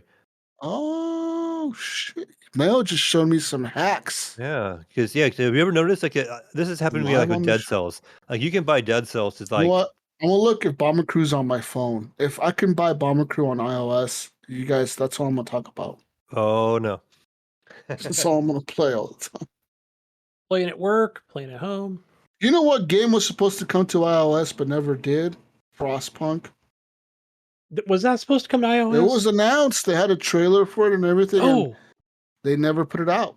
Shit, there was something on there. I didn't sign up for it. You just hit like, as you know, as an iOS member, subscriber, you just get device owner. You just hit get, right, and then it'll say coming out November, right? But it'll just notify you. Yeah. Damn, now I'm trying to think of what else. One game I do play on my iOS that's like also on PC that does support like cross save. Like you can upload your save to the cloud from your phone and download it on your PC and continue it. Is Game Dev Tycoon. I fucking love that game. That game is so good. It's so simple.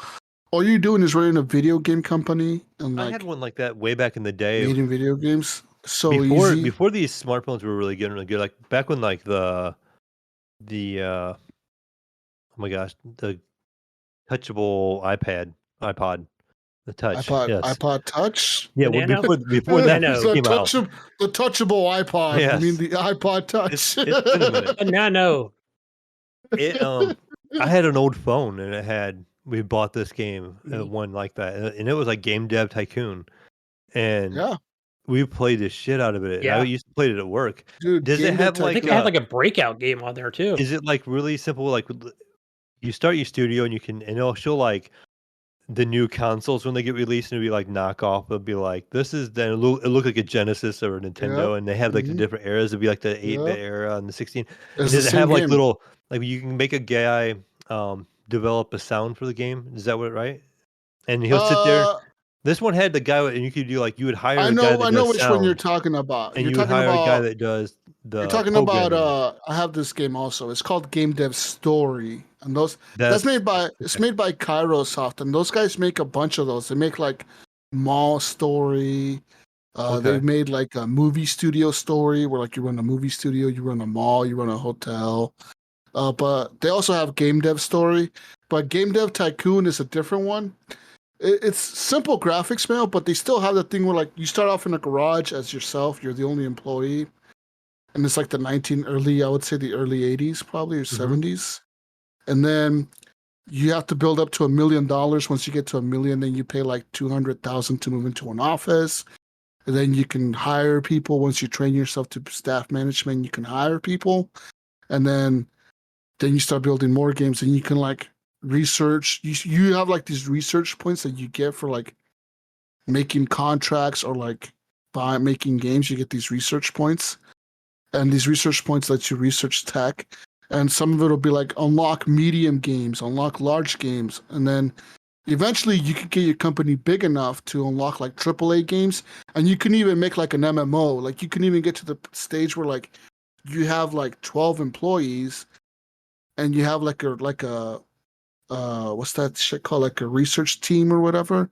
like a research and development team, and they'll research shit for you, and they'll research MMOs, and then you can start making MMOs, and then you can even get even bigger than that, and start making a console. Like you can make your own console and start competing against the other consoles. Yeah, I think. And like this shit is so deep. It's so fucking good. It's so simple. Game Dev Tycoon. I totally recommend it. These guys, this game came out like literally like 13 years ago on early access on Steam. And when this game came out, it was being pirated so much that the developer who made the game, they released a copy of the game onto like torrent sites themselves. They just put it out there for pirating. But in the game itself, they had a feature where all the copies of the games that you made in the game, if you were playing that pirated version of the game, your games would get pirated like so much in the game. It would be like a fuck you to the people that pirated their game, you know, because in the game itself, your games would be getting pirated. And now they have like a mode called it's called pirate mode, which is like a hardcore mode, where like on top of developing games and shit like you normally would, you also have to research for DRM. So you have to develop like anti-piracy tech, and you have to build like new engines constantly to like install like new anti-piracy tech. Yeah. And like sometimes you release like there's one time like in the game that I was playing that I failed because I went bankrupt. I released a game that was a 10 out of 10, dude, like across the board. 10 out of 10, perfect fucking game. It was pirated like 75%. It's like, Damn. yeah, your game was a hit, bro, but like 75% of the gamers pirated this shit. That's funny. So I made like no money off of it, and I went bankrupt because I had no money. I was like, oh fuck. But also, what's cool about that version of the game is it like has more little things that pop up. Like sometimes you'll get like a thing that pop. Like if you're running low on money, somebody will come up and they'll be like, hey, look, like a little thing will pop up that says like, hey, we're from this company, and we believe in your company, and we want to buy 20% of your company for like $500,000. And you could be like, okay, I'll sell you 20%. Or you could be like, no, I don't want to sell you nothing. Or they'll be like, or you could sell us 30% for $750,000. You know what I mean? So like, it'll kind of give you like a lifeline for that, for your next game almost. You know, we're like, okay, now I have enough money to make the next engine or the next game and just barely skating through or whatever. So, and like, it's cool because you unlock publishing deals. And like you'll like make exclusives for consoles. Like you'll sign a deal with like Nintendo or Sega or Sony or Xbox or Dreamcast or something, and it'll be like, all right, you're making a strategy fucking sports game for the Dreamcast, and you're like, that's a stupid combination, but the royalties on it are like 20%, and you're like, fuck yeah, I'm gonna do that because that's a lot of royalties you get off of that. So you can make all these publishing deals with the companies and like, but it actually follows like real life almost, where like it starts out with the Atari and the Commodore, then the Commodore goes out of business, then Nintendo comes out with the Nintendo, then the Super Nintendo, then the Game Boy comes out, that's a big hit, and then like the 64 comes out, the PlayStation comes out, the Xbox, the Dreamcast, and then the Dreamcast will like, it'll be a big hit at first, and then it goes out of business after like a few years, you know? So it's like, it kind of follows like real life, and then it goes all the way up to like I'm pretty sure the PS 4 and the Xbox Series X. Maybe they added the PS5 and the Xbox Series X now.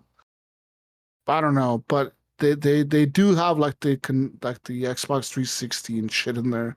It's pretty cool, man. It's a cool fucking game. I recommend it. And it costs on iOS, it's like $6. On Steam, it's probably like $1 or something. Gunny, you would love this game, dude. You would just buy it on your iPad, Gunny, right now. Do it. All right. Game Dev Tycoon. It's made by a company called Greenheart Games, I think. Anyways. Sorry, Mayo. Oh, wait. Went on a tangent there, Mayo. Mayo's looking it up right now. He's like, I'm going to buy this. No, I was trying to find $4.99, my old one I had. I couldn't find my my old Google Play library, like where it saves everything you ever purchased, like all the free games and everything. Yeah. Because that was one I bought. I was going to try to find the, just so I had the exact Google name. Search for Game Dev Story on your store and tell me if it's that one. I'm sure it's that one. It is. I just found it. Is it? You know what, Jesus? I would Yeah. buy this right now, but I forgot my it's Game Dev iOS Story. password. I knew it was that one. I like that one too. But I don't know when I bought it. I bought it like when it was new, like I don't know when this thing came out. Look up Game Dev Tycoon. It's a better game. It's better. Just trust me. It's a better game. I've played both of them. I'm not saying Game Dev Story sucks. It's good, but Game Dev Tycoon is a little bit better, dude. I just realized when looking at my old history, I owned a Civilization game on there for the mobile. I'm like, I should try that on my phone that folds open. It might not be that bad. You said Game Dev Tycoon, right? Yeah. Yeah. Yeah, it's $4.99. I forgot my password. It's so good. Yeah, like you see the graphics, it's kind of like top down. Yeah. Very simple, dude, but it's like the strategy is there. You will struggle at first, but once you learn how to like what game combinations make a good game, like an RPG that's like a horror RPG or a mystery adventure game or a dungeon RPG or a fantasy RPG or like a medieval RPG, like all the you could apply real life logic, like, oh, a cyberpunk RPG would be really good. Like, let's do that, or like a crime action game is gonna be good, like you could do all that. It's fucking cool, man. Anyways, news time, Gunny. It's news time. News time. Whoa. Whoa. Hey, we got sound effects. Gunny's Beep, already beep, putting beep. the sound Beep. effects. I like your sound effects better, I just Gunny. woke everybody up. Good. Yeah. Battlefield news. Okay. Oh. EA CEO Andrew Wilson says that he has extraordinary confidence in the Battlefield leadership team. Speaking during the company's latest investor reports, Wilson name-dropped the first-person shooter series in a surprising number of times, given the difficult launch of its latest outing, Battlefield 2042. He spoke on taking ownership and building for the future, Gunny, of several major brands, including Battlefield, and mentioned, quote, our ability to bring a Battlefield back in an entirely new way in the future. Later in the call, during a question and answer session, Wilson was asked about how projects attached to Battlefield IP were progressing, and while he said in response that, quote, we don't have any date announcements, he also said that having a recent call with the series' new leadership team, he had extraordinary confidence in that team and extraordinary confidence in the progress they're making against the future of that franchise. More information on that new Battlefield project will come when it's appropriate to share it, he said. But he says that the series is firmly implanted in EA's future strategy, building games and experiences that attract and entertain massive online communities across platforms, across business models, across geographies, and we think that Battlefield is going to be a meaningful part of our future, and we'll share more as time progresses. That's right. That's right. I'm excited, Gunny. Battlefield 4 good PR remastered.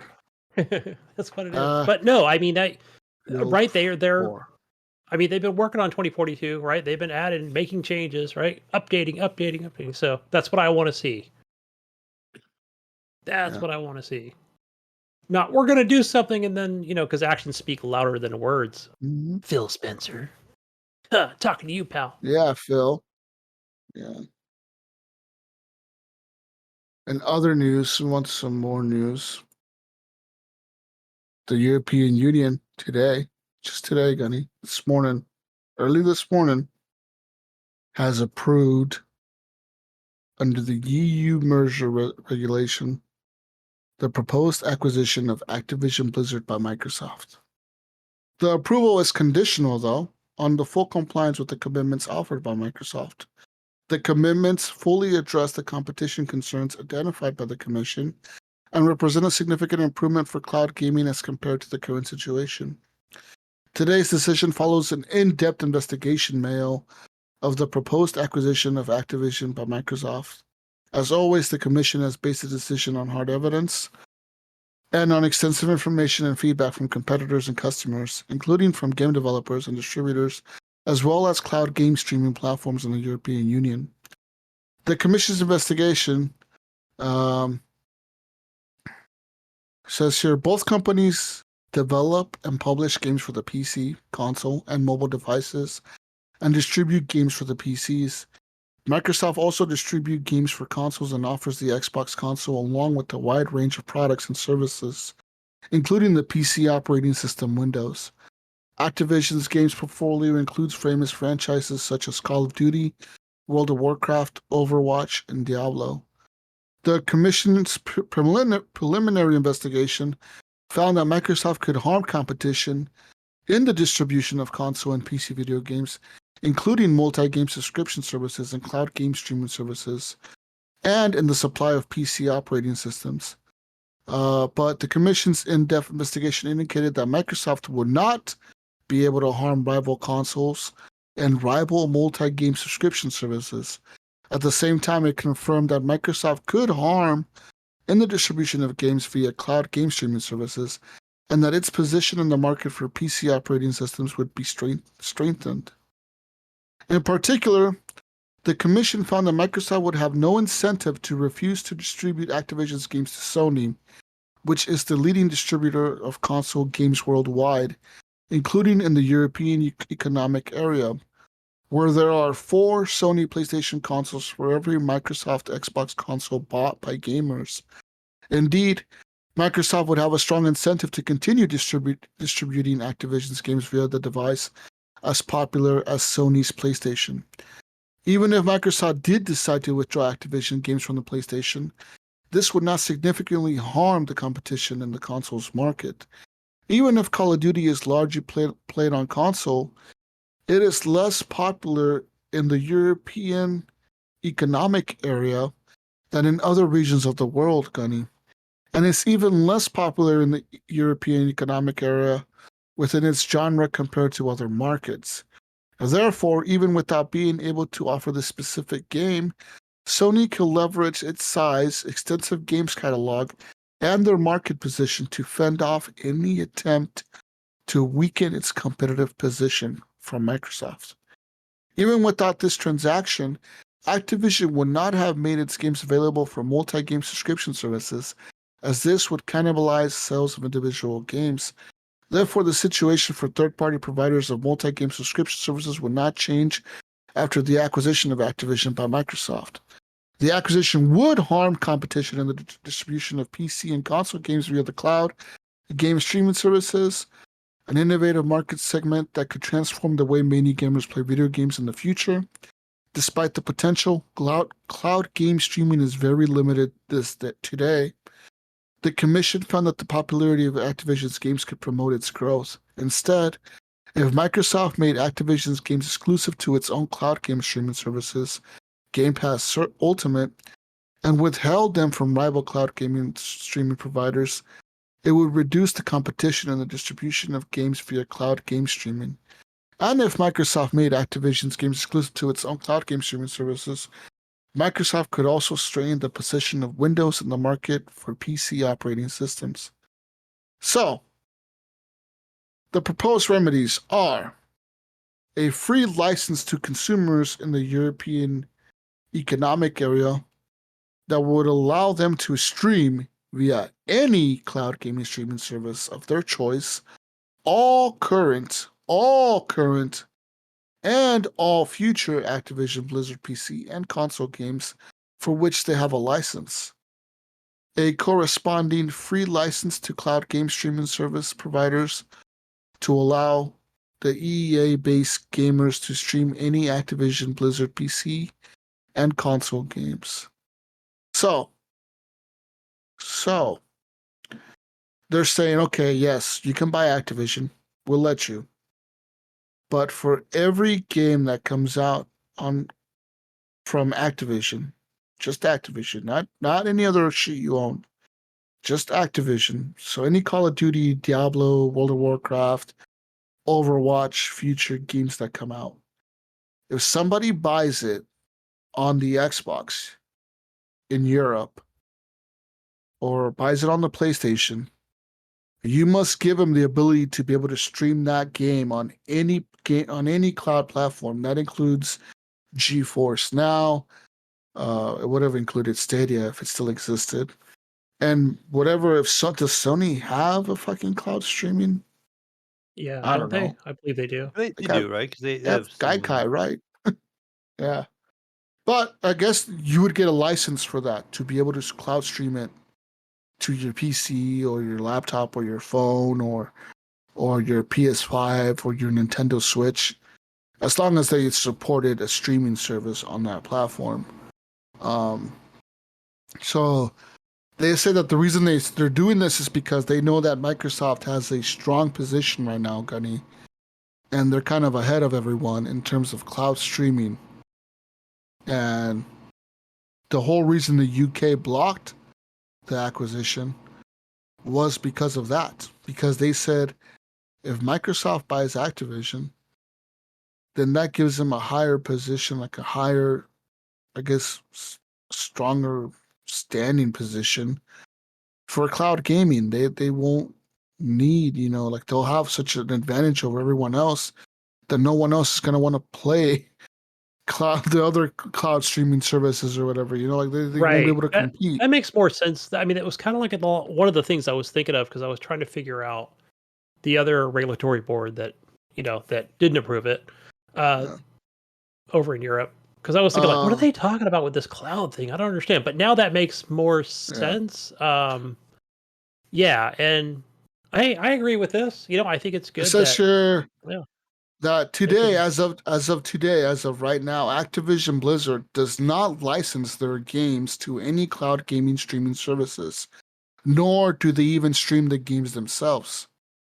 These licenses will ensure that gamers that have purchased one or more Activision game on a PC or a console store, or that have subscribed to a multi-game subscription services such as Game Pass, which includes Activision games, have the right to stream any of their games or any of those games, any Activision game, with any cloud game streaming service of their choice and play them on any device using any operating system. This remedy also ensures that Activision's games available for streaming will have the same quality and the same content, Gunny, as games available for traditional downloads. I agree. So there you go. I agree. Hey, because if I play that, whatever, right? Microsoft was handing out all those 10-year deals, and more like, you're fine if you want to go ahead and stream this for the next for the next 10 years, you go ahead. But yeah, so I think it should be more than 10 years, but could still be the market leader 10 years from now. So, because that would suck, right? For PlayStation owners to be like, 10 years is coming up, like, is that going to be it? Is this going to be the end? Right. So yeah, I think it's good that that is like in there, that this is part of their decision. So it's good, right? If I bought the game, I want to be able to stream it via the cloud, especially 10 years from now when the internet is even better, Anything. Yeah, that's cool. So more speeds, higher speeds, more Elon Musk throwing up more satellites in the sky, Yeah, more Starlink. Yeah. More Starlink. Yep. It's going to be cheaper. You think about it, it's going to be whatever it is now, but it's going to be even cheaper. There'll be more of them. People will have more cell phone towers and Wi-Fi router power. Fuck yeah. So yeah, if I bought the game, I want to be able to stream it. In other news, depending on where I bought it, Hawken is coming back to the PC, Mayo. 5 years after the first game stacked up the chairs, turned out the lights, and switched off the servers for their PC version, Hawken Reborn is coming back as a free-to-play revitalization of the long and beloved mech combat franchise from 505 Games. It is set to hit Steam Early Access on May 17th in just 2 days. So, while the original Hawken Mayo was a multiplayer PvP affair that saw you pilot your 20-foot steel contraptions across a variety of game modes, Hawken Reborn will be a purely single-player experience when it releases, with the co-op multiplayer mode planned for a later date. By going PvE, it lowers the barrier to entry a little bit with people who might see a PvP game and get discouraged just because they don't think they have the skills set needed to come in, said senior producer Brian Decker when asked about the shift to the single player.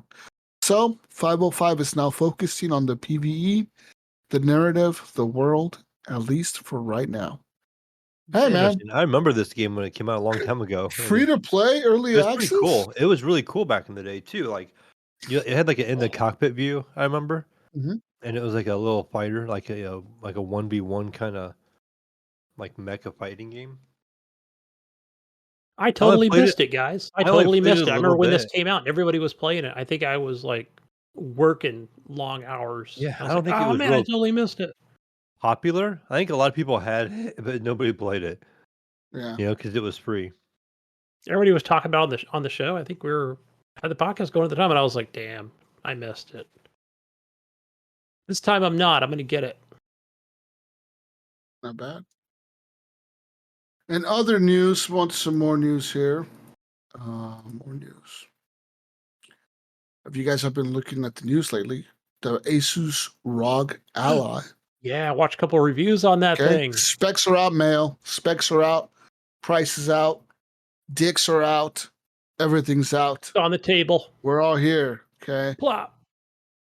Asus has now confirmed the specs and release date for its handheld gaming console. As rumored, the first console to launch is the flagship version with the Ryzen Z1 Extreme chip.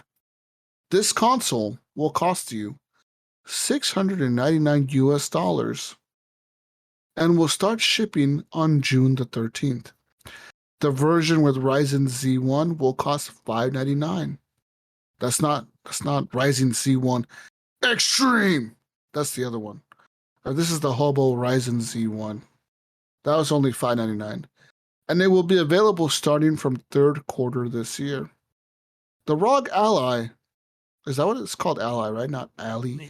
Ally. Yeah, I think it is the Ally. ROG. Spelled Ally. Yeah, ROG is Republic of Gamers. It's kind of like their gaming brand. Is a Windows handheld console equipped with the powerful Mayo AMD Ryzen APU with Zen 4 and RDNA 3 architecture. It is Asus' first major attempt to deliver a capable battery-powered gaming product that can run major Windows titles with ease. The console has a 7-inch, 120 Hz display that supports variable refresh rate, Gunny. The screen also supports LFC, that is low frame compensation, Gunny, as low as 30 FPS.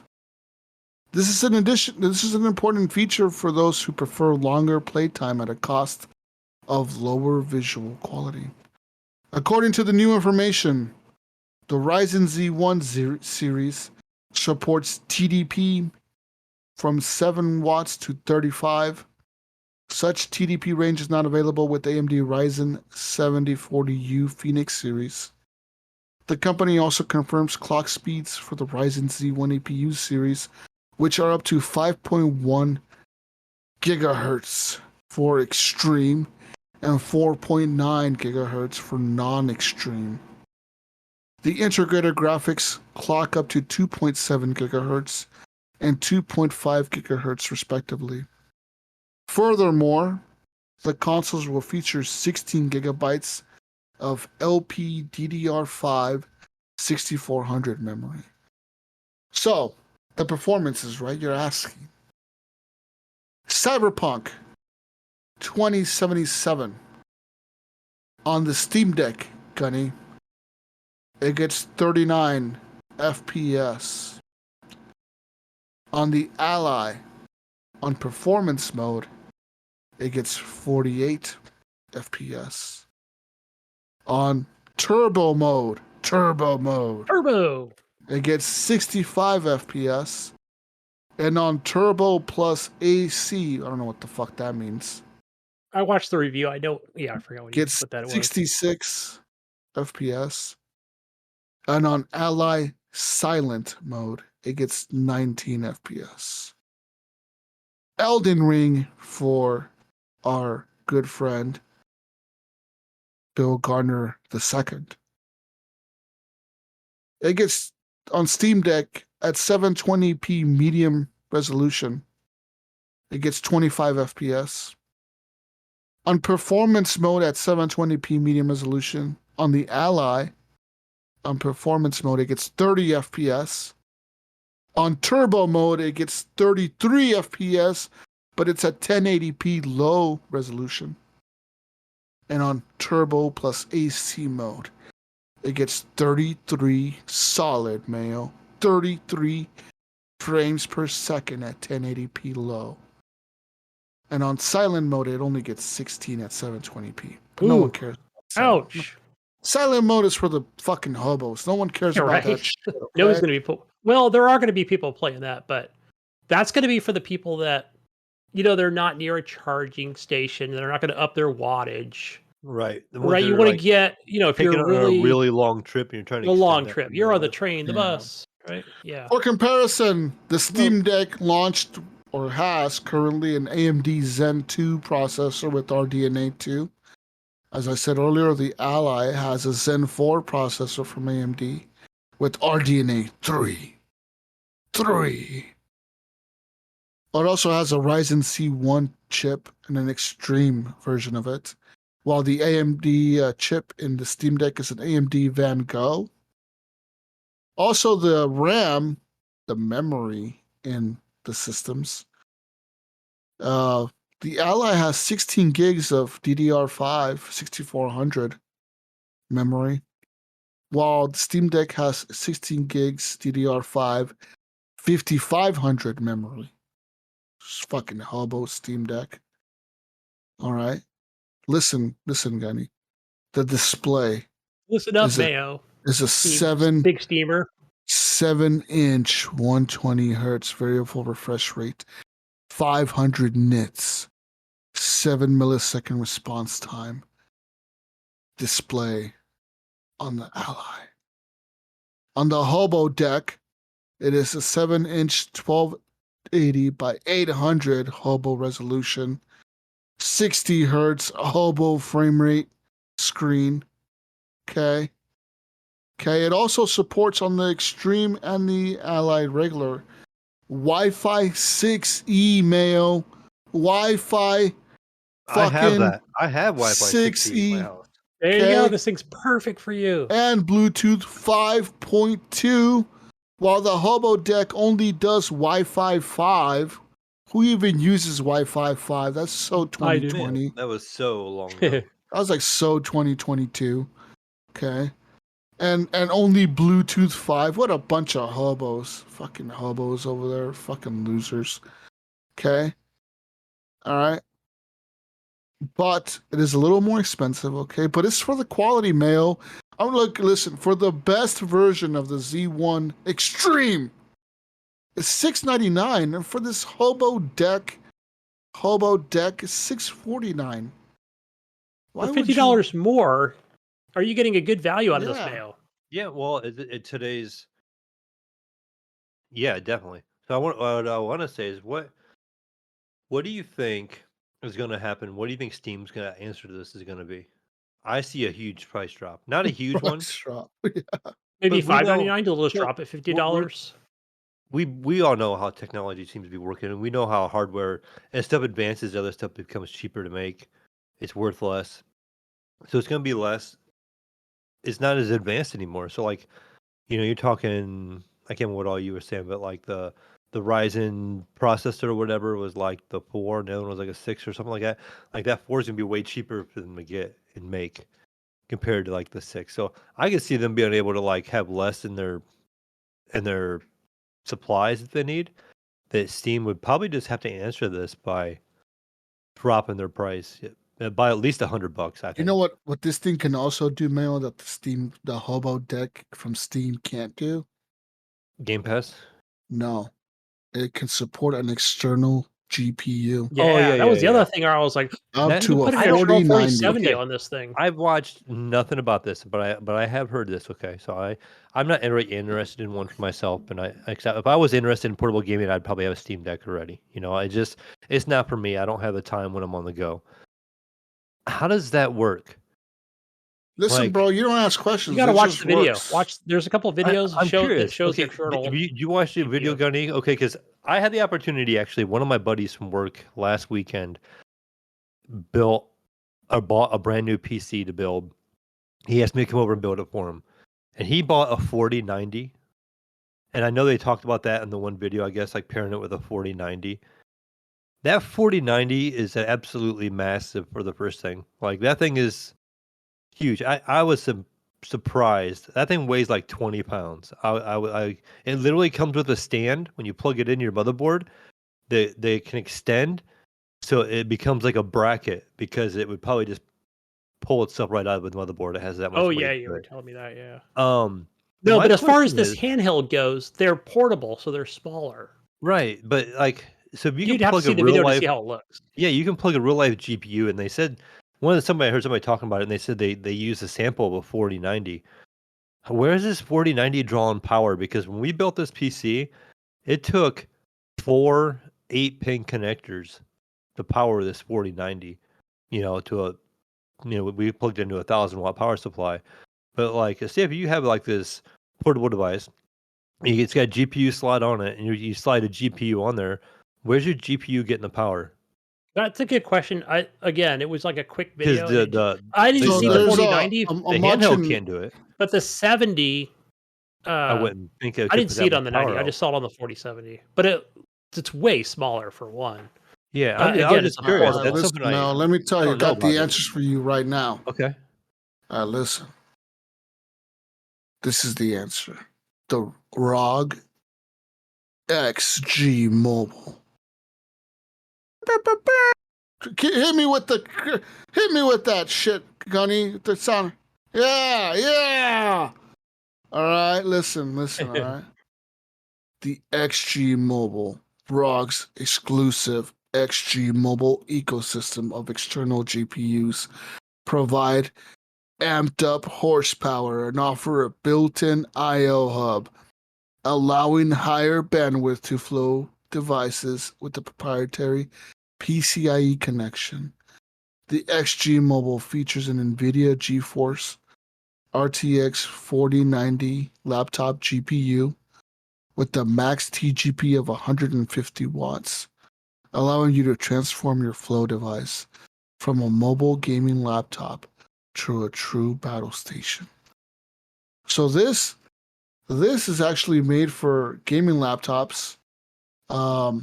Yep, seen those before. Yep. It's like a little thing you can connect, bro. Has any. Own one. And like the laptops that are supported are the ROG laptops for gaming. And how much is this device? The ROG laptops are the ROG GPUs and all their stuff is always premium. Yeah. Like, I'm afraid to see the price on that 90. I have a ROG board. It's got to be $1,300. And ROG parts. I love ROG, Republic of Gaming's, Asus products. It's all really good products. I'm trying to see the price of it. Probably Best Buy. I just found it on Best Buy. Yeah, listen now. Well, because they're selling the well, it's not going to be cheap if you want this power, okay? Yeah. They're always premium. We're getting premium. This is for the premium rich mobile gamer, okay? Not the hobo Steamdeckers.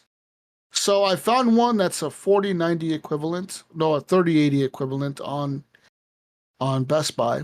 So this has it's a 3080 GPU that's like in a case, like a mobile case thing.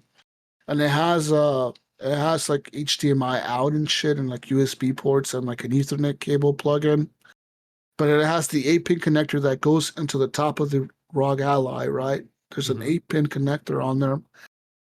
This thing costs $1,499.99. This is for the 3080 model. Double the price of the Ally. The 6850 XT model, which is the AMD graphics card, is a little bit cheaper at $1,399. So $100 off. But I'm gonna guess $2,000 for the 4090 series. I can't find the 4090. They don't even have it on here. Yeah. I'm gonna guess either $1,800 to $2,000 for the 4090 one. Because this is like an actual GPU they're selling you, but it is proprietarily in a case that's made for like mobile-y, like you could put it anywhere, does it come with its own power supply? Yes, it's like a battery, right? Yeah. No, it has a plug-in. You plug it into the wall. Like this thing definitely needs its own power. Like I would think, yeah. In terms of reviews, this thing has. I just really don't see that as being something that somebody's going to be doing, plugging in GPUs into it. Probably not. It's just an option, right? An expensive option. Yeah, and it's cool that has that option, but I know people are going to do it in deck mode. So because I saw a review right now that says this guy says he has the Z13 Flow, which is a ROG laptop, with the i9 and the 3050 Ti in it, and the 120 hertz panel.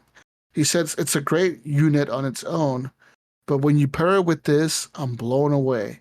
This gives my desktop a run for its money, and I have an i7 3070 desktop, and this thing is pulling better numbers in some games.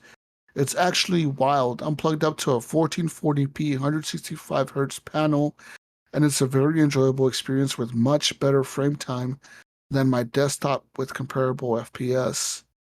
But he says he got it on sale for $899.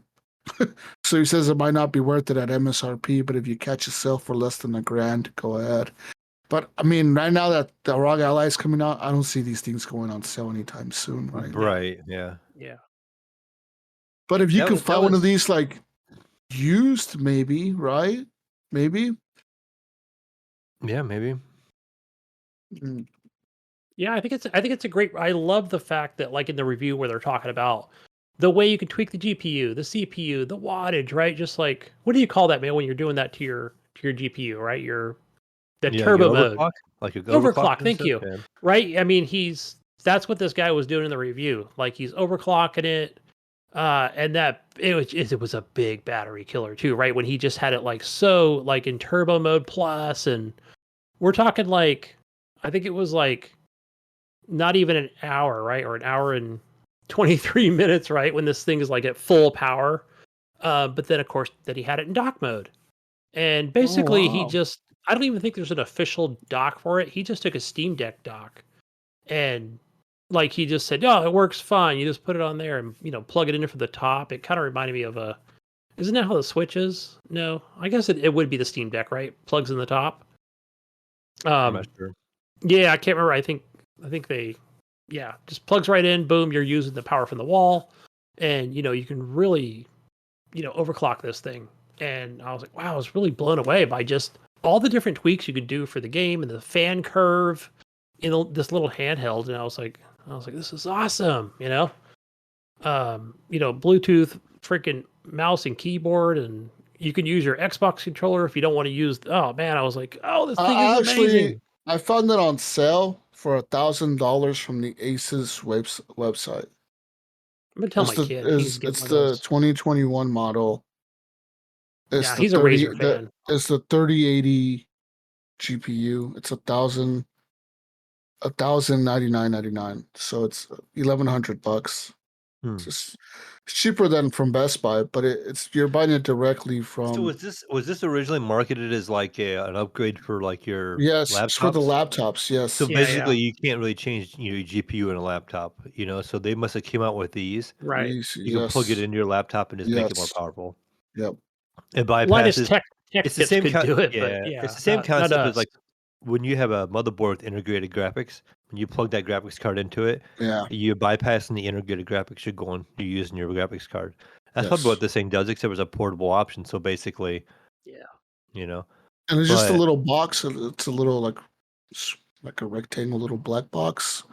Of course, it has like vents and shit for it. But could you imagine paying that much money? Say if you want to, you have like you could totally buy the ROG Ally, and then you have if you travel for work, this 3080 thing, and you're over there plugged into the wall with this brick with the GPU in it. Then it's plugged into your handheld, and you're sitting there with like one thing plugged into another thing, and it's plugged into the wall. But with that, you can also. But listen, you can also do HDMI out from this thing to your TV. Now you have a full PC gaming experience. That sounds like a wiring mess. It is. No, it is totally a wiring mess. But now you have a full gaming setup. Yeah, Windows 10, it's working. Windows 11. Yeah. Oh, 11. Yeah. They do have one on sale, which is the AMD 6080 model. And that's $800 right now on the Asus. AMD 6080? Come on, Jesus. We know we're buying these things. We're buying top of the line. Oh, true. Nobody wants that hobo shit. If you're going this extreme already, you're going all the way to the top. Listen, none of you guys are hobo. The people buying this aren't the hobo gamers. They're buying Steam Decks. They're buying that hobo shit. All right? This is for the hardcore motherfuckers, all right? You're buying the good shit, Gunny. I mean, this device, every time I watch that, I can't even watch the review anymore, Jesus, because it just gets me so excited for all the things this thing can do. Gunny, listen, you want this device, right? Will you buy one of these external GPU things? Damn, I'm trying to think in the best situation. What situation would I buy this external GPU? Okay, so say it's $1,400. It's on sale for $100 off. Are you buying it? No. You I'm just gonna go make hobo. games run better. Yeah. No. Hey, No, listen. because no, and the reason why, Jesus. 5 years from now, when you still have this device and it's old as shit and it's running like shit, it's barely running Bomber Crew anymore. Okay, it's barely running Game Dev Tycoon. You need to upgrade your GPU on it, but you can't do it anymore. You have to buy a new device, or you could just buy one of these upgraded GPU. You know what? There's probably going to be another better fucking handheld device out there that I'm going to want. So you know, true. you know what I mean? So true. Yeah. Now I want the Steamdeck too because it's got fucking OLED screen and the Steamdeck 2 is the shit. It's 8K. Yeah. I'll be like, I want that one. Can I trade this in? How much do I get for it? You want the Switch 2. Exactly, right? But yeah, I mean, everything about this device just screams, I want this thing. It's amazing. Yeah, but I always think really like this, great. Jesus. This is how I got to think, right? For myself. I got to think like this. I'm like, okay, let's say, because the wife has the Best Buy card, right? And she gets $70 off along with some other goodies, right? If I purchase this and I thought, man, it's going to run games probably then better on my 1070 Ti that I got here. Oh yeah, I can hook it up to the monitor, right? I can buy a cheap ass fucking little Steam Deck. I could just place it on there, bam, right? Power that thing up. It's probably going to be sitting here all the time. But I thought, wait, no, because if I do that, guys, realistically, I'm thinking like, okay, I'm really not going to take it mobile unless I'm going on vacation. Come on, Gunny, pre-order right now. I think you'd be the best one to take it mobile, Gunny. Is you could take it to the other house. I could, right? That would be perfect. Perfect for the situation. Right, and I'm going to probably be spending more time there in the summer. I mean, this is a great excuse, but I'm like, okay, guys. But then that leaves me from when I need to come to the financial director over here, right, who's in the other room, and go, oh, I'm going to need the PS5 for Spider-Man 2. Right, that leaves that option completely off the table. Also, here's another thing. I really need a motherboard, right, Mayo? Because I've got the Hobo motherboard in there, and I'm probably going to want to upgrade to a 3070 eventually, right? Nope, you can't. You know why? Because you bought fucking Asus fucking Ally. That's, you know what I mean? So it's like, I gotta make my decisions smartly. Sucks. This is why you trick her and you have her buy you one of those external GPUs. Right, and then I told her, and then I can tell her, like, I'm gonna sell it. I'm gonna sell that. And you're right. So I can get it now and enjoy it now, then sell it later. Yeah, that's a good point. Good strategy. I'll probably do that. I think it's an interesting unit altogether. It has really good specs. It's so weird for me to hear Asus making a handheld, basically console. Yeah. You know, like they've always made a handheld PC. Like they've always made motherboards, they've always made graphics cards, and they make monitors. They make good products, and they make really good products. So I have faith that this thing's gonna be a good product. It's gonna be reliable, and all that. I just find it weird. It's like we think of the handheld business right now, like the biggest two competitors right now are Steam and Asus. When you would think it would be like Sony and Microsoft battling it out over the handheld, or bro, Nintendo. don't forget about the Switch. Nintendo over here, buddy. We're Nintendo's number one. Yeah, right. They sold a gazillion of those things. I said it right before you said it, Jesus. But I mean, it's just so weird for me to think that the Steam Deck and the ROG, Ally are going to be like these portable answers that we've been looking for. Sony needs to come out with the PS Vita 3. We've been hearing rumors about PS portable, right? Like some kind of like a Vita. How is that going to work in comparison? Are these things going to be more powerful than like a PS Vita? And is that going to put pressure on Sony?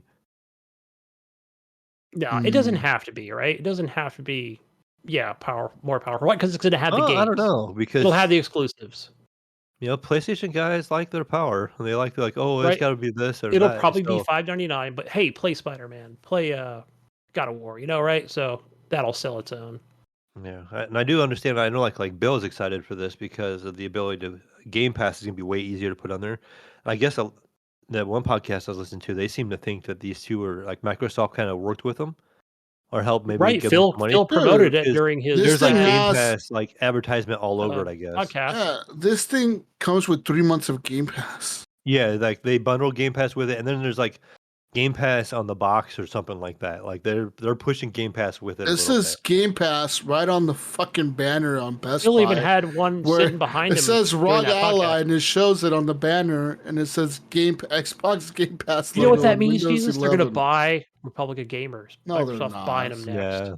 No, they're not. But we know. I mean, Microsoft has had help in this, and it's gonna be great for Game Pass. You know, that's Microsoft. Microsoft probably had them guys do it, and so they're gonna have a portable gaming system without having to make it themselves. Yep. You know, it's kind of what. Oh, it's one more place you can play Game Pass. You know, yay! Here, let us help you because we want that mobile market. This is how the UK gamers are gonna get Call of Duty into UK when they get bought by Microsoft. They're gonna be importing it through a fucking ROG Ally. Yeah. But yeah, I mean that's the Steamdeck's probably a big limitation. I know that's why Bill doesn't like about it as much is because it's Linux based. Because it's a fucking hobo handheld. Yeah, well, Linux isn't that great. I mean, Linux is okay. There's people that swear by peasants. Who uses Steamdeck anymore? You know, so yeah, Steam what? Steam what? Steam Dick? The hell is this? Listen, Gunny. You want to save some money? I'm looking at Steam Decks right now for you on eBay, and I haven't found any that are good price. All right, these are still $500 on eBay, so might as well just. No, they're readily available. I know I put one in my cart and said I'm going to buy it, and then they kept pestering me every day. Are you going to check it out or what? Hey, Come on, it's available. Are you buying this or what are you doing? Yeah. They kept sending me an email every day. Patient, you could find a Steam Deck probably for $300 on the used market somewhere in another couple months. People are going to be selling some of these to get an ROG Ally, and you could pick one up used. Yep. No, Gunny, don't buy a HoboDeck. Buy a Asus. Yeah. Yeah, buy the Asus. Go. Yeah, go Ally, bro. Go get your wife right now. We'll put her on the podcast, and Jesus and I will $70 off. You know what I can do with that $70? I can get the extreme power pack that it comes with that plugs in the wall for the super fast charging. Oh, I've researched this thing. Trust me. Extreme power. I've already looked at all the accessories. Extreme power pack. This guy's all in. Yeah, I was like, oh my god, he's already sold. We don't have to talk him into it, Jesus. He's already there. Yeah, I'm going to tell her I'm not upgrading my PC. I don't need to go to PC. You don't need that hobo PC. You fucking just sell it. Just sell your PC, buy an ROG Ally, and then a podcast from it. Somehow. I can podcast from the iPad Pro. Do it. Yep. Yeah, you don't need. We're doing this podcast with Discord. That shit works on everything nowadays. That's true. You'll be fine. Yeah. You'll be fine. Record on anything. Yeah. There you go, man. Man. Okay, there you go. I promise to work more overtime, and yeah. Oh gosh, getting too excited for this. Get it, just get it. In other news, more news.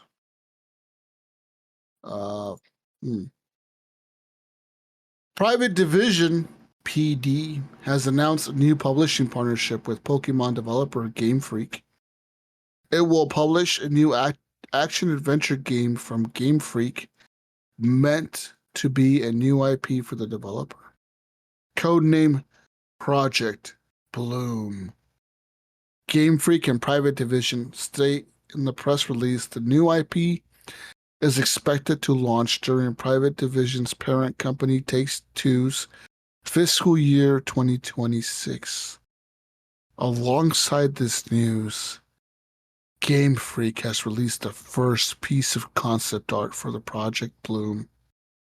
I'm looking at it, Mayo and Gunny. I'm going to describe it right now as best as I can. All right. There's a samurai standing in a forest. That's all it looks like to me. That's it. Yep, that's what I see. It looks like a big forest. Okay, I see a lot of yellow and green. Really big tree. The green snowy. Okay, it looks like Ghost of Tsushima or something. That's what it looks like. Then this guy is wearing a samurai-looking hat, like a Japanese, like one of those, those Japanese long straw hats or whatever. He's wearing one of those. What was it, like a Ronin hat or something? Like a Ronin hat, yeah. Yeah, Ronin hat, yeah. Okay. We're thrilled to have the opportunity to create a new IP that is bold and totally different from our prior work. Game Freak director Kota Furushima writes in the press release, "From the beginning, Private Division was the publisher we wanted to work with on our new game. Their track record and global expertise gives us all the confidence to create a sweeping, new action-adventure game that we cannot wait to share more about in the future." And I hear this is going to be multi-plat. This is going to be nominated Game of the Year. New IP from the Pokemon franchise. Yeah. It says here, well, no, not from the Pokemon. I guess is it not? It's not a Pokemon game. I don't think it's just a new IP. It says here, Game Freak was founded in 1989, and it is best known for developing the majority of mainline Pokemon games. Entries across various Nintendo consoles. Its most recent Pokemon release was last year's Pokemon Scarlet and Violet. It has, however, released non-Pokemon games throughout its history, including this year's Pocket Card Jockey Ride On iOS and macOS devices. Private Division was founded in 2017 as a third publishing label within Take-Two Interactive. Notable titles published by Private Division include Hades, The Outer Worlds, Kerbal Space Program 2, Roller Drome, and Ollie Ollie World. So, there you go. New IP. These guys used to make Pokemon. Looks like a cool, maybe Samurai Ronin game. I'm feeling Ghost of Tsushima vibes. Hopefully we get those vibes. And other news. And Nintendo news, Gunny and Mayo. Fucking Mayo over here. Oh, Nintendo's, that little Nintendo handheld company. Oh, that little one. Right. Okay, listen, Mayo, you motherfucker. You Nintendo listen. doesn't know handhelds. Come on. Really? Read the numbers, Jesus. Read those Those numbers. guys don't know anything about handheld. No. Okay, listen. Okay. I have to hit the vape for that one. Nintendo has released its latest round of financial results. This time for the end of fiscal year 2023, which ended in March. The Switch has surpassed 125 million units sold. It is officially at 125.62 million units as of March. Both hardware and software sales for the platform are still down.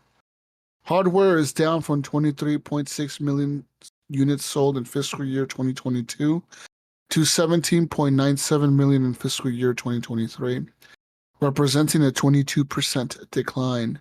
The base Switch model sold 6.14 million units over the past fiscal year, which has a 54% decrease.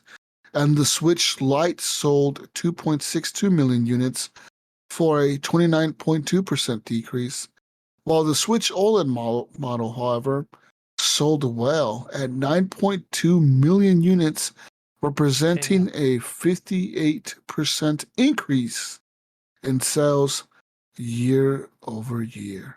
Now listen, Gunny, that little handheld company that just sold 125 fucking million consoles of their handheld. Yeah, you think Steam HoboDeck is ever going to reach 100 million? It'll be lucky if it reaches 50 million. It'll be lucky. Nintendo is winning. A bunch of winners over at Nintendo. But it's still not the number one selling console. The number one is, of course, the Nintendo DS, with 154 million units sold. Nintendo Switch, though, is right on its heels at 125.62 million. The Game Boy sold 118 million. That'll surpass it, I think, by the end of the year. The Wii sold 101 million. The Game Boy Advance, 81. Nintendo 3DS, 75 million. NES 61, SNES 49 million, Nintendo 64 32 million, the GameCube 21 million, and the Wii U only 13 million. The poor Wii U. Or Wii U. Yeah. It can't even Rest in get peace. close. It can't even get close to the fucking Switch. Like, not even a fraction of the fucking Switch's sales. Like, it's insane. Okay. It's a lot of things. That little handheld company called Nintendo Mayo. Yeah. Yeah. And that headline of that article said that, like they sold 125 million units, but their overall sales are down. Of course they're gonna sell. I mean, pretty much everybody who was gonna buy a Switch probably has bought one by now. Yeah, how long have they been out? They're probably buying replacement ones at this point. Like, they're collected dust. Is that what you're saying? Huh? There's no games bought coming two out? of those fucking things. Yeah, and I might buy a third one. Right, and I mean, Zelda's out now. Yeah, that's crazy. Just announce another Animal Crossing, and they'll sell another 20 million. Exactly, that's all they got to do. They're like, oh, we're getting outsold in the handheld business by the ROG Ally. All right, let's go ahead and just release Animal Crossing. The ROG Ally wishes they could even reach a quarter of that number, man. Right? Like, even 25 million would be a fucking hit for the ROG Ally. They would be very happy at Asus if they sold 25 million, I think. I've said this before on the show, but anything like the Ally or a Steamdeck or whatever, right? They just want a piece of that pie, right? Piece of that Nintendo pie. Just give me a nibble, right? Just take a little bit. Yeah, that's all. Listen, what do you think if Nintendo's Microsoft doing came right out, now? they'd be doing the same thing. What? We're sitting in Nintendo's boardroom right now, right? We're sitting in the corner like Master Chief, and them guys are sitting in the back corner in the shadows. We're sitting back there listening to the conversation. What do you think they're talking about between the Steam Deck and the ROG Ally? What do you think their opinions are? Do you think they're going? They're laughing. Oh, we're worried about this thing, or do you think they're going? They're fucking that's laughing. Cute. That's Listen, cute. They're laughing as they're playing Zelda on their Switch. Okay, that's what they're doing in that boardroom. They're not fucking. They might not even know that the Ally is even coming out. They're what like, is that thing? That's not a who? Switch. What? The what? The Steam who? Yeah, they might not even know what a Steam Deck is, like you said. The fuck is a Steam Deck? Right. As of year to date, apparently the Steam HoboDeck has sold 3 million units. Oh, 3 million. Oh, they're close. Oh, yeah, they're getting up. Right. They're almost 10 more million. They can make it to Wii U status. Yeah. Their most failed console ever. Yeah, they can make it to their most failed console for Nintendo. I wonder if Steam keeps emailing me before. I know they're going to knock on my door, They're gonna just send you it, Gunny. They'll bill you later. They're just gonna send it to me. You didn't. You had it in your cart, so we just gave it to you, man. We want to put more of these out there. We better start offering some more Gabe personal deliveries so we can get more sales. I know, right? Oh man. What else do we have for news? Oh, I guess a new game has been announced for release. Layers of Fear is now coming to consoles. That's correct. Okay. It's coming. Okay. They have there's a new Steam demo. Okay. Listen. And it has a release date, Mayo and Gunny. A fucking release date. Oh, that's the new game, Layers of Fear. Okay. Was it Layer of Fear or whatever, the last one from 10 years ago? I don't know. 12 years ago. It's coming out June 15th. Okay. And it includes remakes of the original Layers of Fear and Layers of Fear 2, which includes various DLC content and a brand new chapter to provide a new perspective on the first game's narrative. It launches on the PC via Steam, the PS5, and the Xbox Series consoles.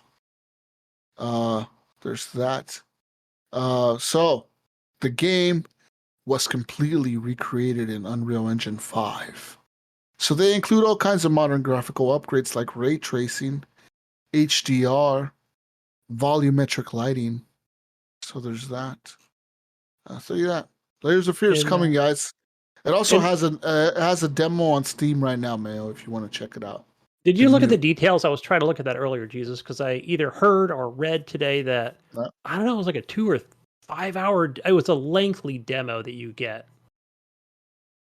I don't know. I haven't checked it out. I mean, I might check it out. It's a free demo. Why not?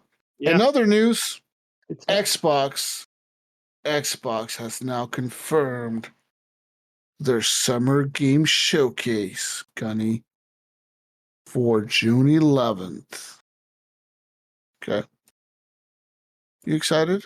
I'm excited. I'm excited to see more Starfield. Okay, listen though, Gunny. No, listen. The showcase is gonna show some new surprises and first looks from internal development studios. First looks? I want completed games. Okay, but listen.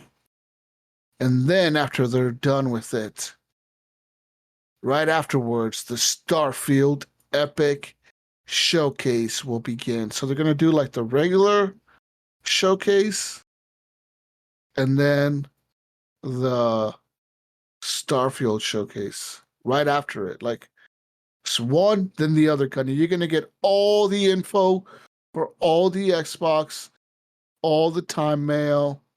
Okay, everywhere. It's going live June 11th, Mayo. You got to be there 10 a.m.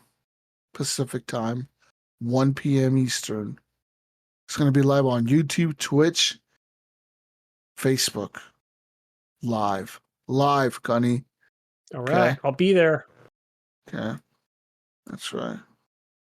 Also, FanFest are returning. They will be located in Los Angeles, Gunny. Or if you want to travel a little bit, Mexico City, Sao Paulo, Brazil, Melbourne, Australia, and Warsaw. Where the fuck is Warsaw? Poland? I think it is Poland. It is Poland. Yeah, that's Poland. Yep. So they're gonna have live in-person FanFest at those locations that day. So as I said, if you live in Los Angeles, Mexico City, Sao Paulo, Brazil, Melbourne, Australia, or Warsaw, you can go to these fan events. Okay, Gunny and Mayo? You're gonna travel to Poland, Mayo, for this event? I have a friend that's in Poland right now. I'll tell him to stay a little longer and have him go. Stay there. Drink some vodka. Yeah. But yeah, that's what I have for you guys. That's all the news I have. I mean, what else do I have? Do I have any more? That's it. Xbox Series X and X hit 2 million sales in the UK. Okay. Yeah. 2 million sales. Yeah, I thought they weren't announcing how many consoles they sold. I don't know. Is that a victory? Series X and X, 2 million. Okay. Good job, Microsoft. Listen, it took him 128 weeks, Gunny, okay? Listen, the 360, it took him 110 weeks to reach 2 million sales. That's crazy. While the Xbox OG, the first Xbox, took him 162 weeks to reach 2 million sales. The fastest selling console in the UK ever, of course. PS3. Let me guess. Nintendo Wii. But then is the PS2, the PS4, the PS5, the PS3 are the next on the list. Yeah, I forgot PS3 actually came in later and still beat out the Xbox 360 at the end of the life cycle. It did, yeah. It whipped his ass at the end. It's crazy, isn't it? Didn't it come out like a year or two later? It did, and then it was like $100 or $150 more expensive than the Xbox 360. It was like $300 more expensive, wasn't it? It was. I knew I couldn't afford it. I was like, oh yeah. Wasn't it like $800 at launch? Something crazy like that. That's what they should have priced the PS5 at. It's for the true gamers, Mayo. With their $600 VR headset that Mayo's going to buy next week. Mm-hmm. Right on it. Yeah. Go pre-order right now, Mayo. Or not even need to pre-order. I don't have to pre-order. They're out now, right? Just buy it, yeah. Listen, guys. I know why Mayo's going to need that PSVR 2. because Mayo, this game just came out. Well, the review came out. It probably comes out tomorrow, and it's a game called Humanity. This is a puzzle freaking game, so you can go watch that, see what that's about. But that is day one on PlayStation Plus. Oh man, sounds exciting. I've always wanted to play Humanity. Me too. You read my mind. Best game ever. I'd rather play Redfall than that shit. What the fuck? I know. Yeah. Here's another. Well, I don't know. Is PlayStation really winning because they're also giving away another game called Ratchet and Clank Rift Apart? Is that a banger? Bro, what do you mean? That's a Game of the Year contender. There it is, right there for the PS5, baby. Yeah. That's actually a really good game. If you've never played it and you got fucking PS Plus or whatever, get that shit. Yeah. That's a really good game. Along with Humanity, guys, that's also on PlayStation 4, so PlayStation Plus. So also Watchdog Legions, PS4, PS5. Damn, you get three freaking games. I'm not going to... Let's keep going here, guys, because on PlayStation 5, on their gaming catalog, they've also added this month Dishonored 2, Tomb Raider, the definitive editions, Sakuna of Rice and Ruin, and a whole lot more, guys. Wow. So if I could just go down the list here really quick. Look at PlayStation, just giving all the bangers out. They're just like handing that shit out like candy. Xbox is over here, we'll eventually do 60 FPS. Eventually, Mayo. With the future update. Eventually we'll do it. You guys wanted good graphics? Eventually we'll do them. Hey, Gunny. You want good games? Eventually.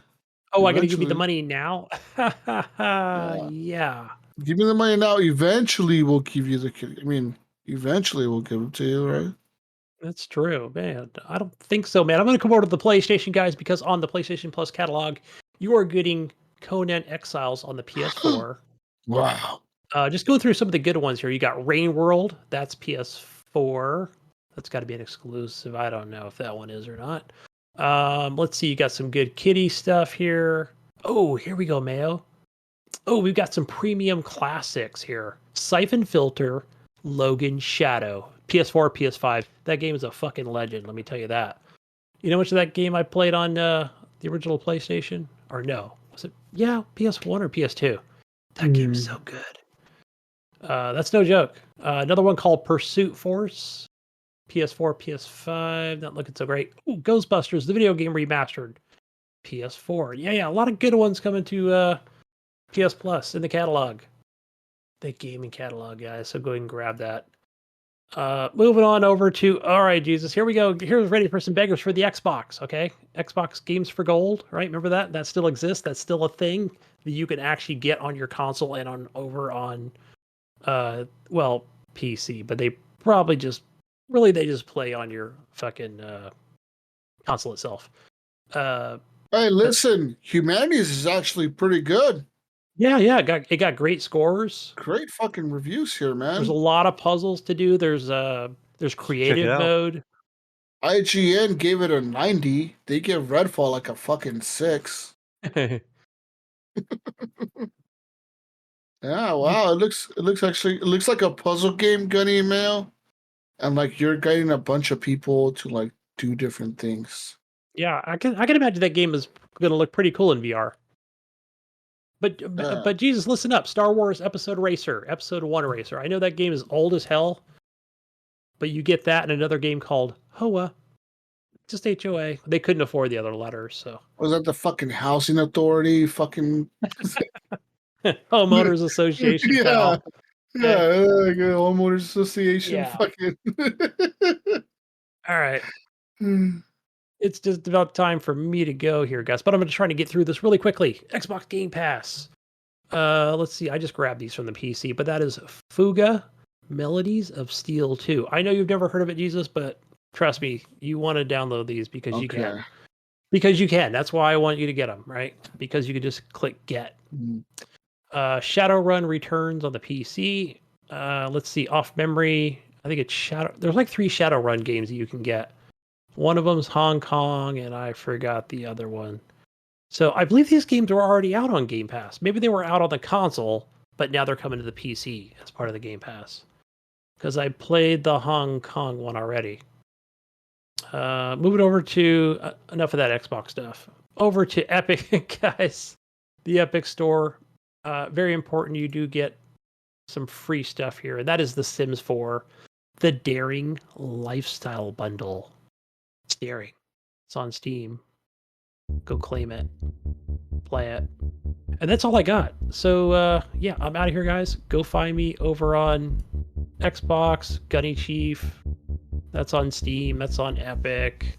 But most importantly, over on PlayStation Network, HGP_Gunny. Add me on there. Over to you, Mayo. All right. Yeah, you're going to find me as pretty much the Mayo everywhere. Discord, Steam, PlayStation 5 Network, Xbox Network, pretty much everywhere is just as the Mayo. Or the Mayo one. What about you, Jesus? My man, everything is Jesus Vlog Slot. That's it. We're out of here. What does Gidget say? What does Gidget say? Peace out, Pros and Sprouts. We'll catch you on the next edition of the Horrible Gamers Podcast. We're out of here. Goodbye. Bye. See ya.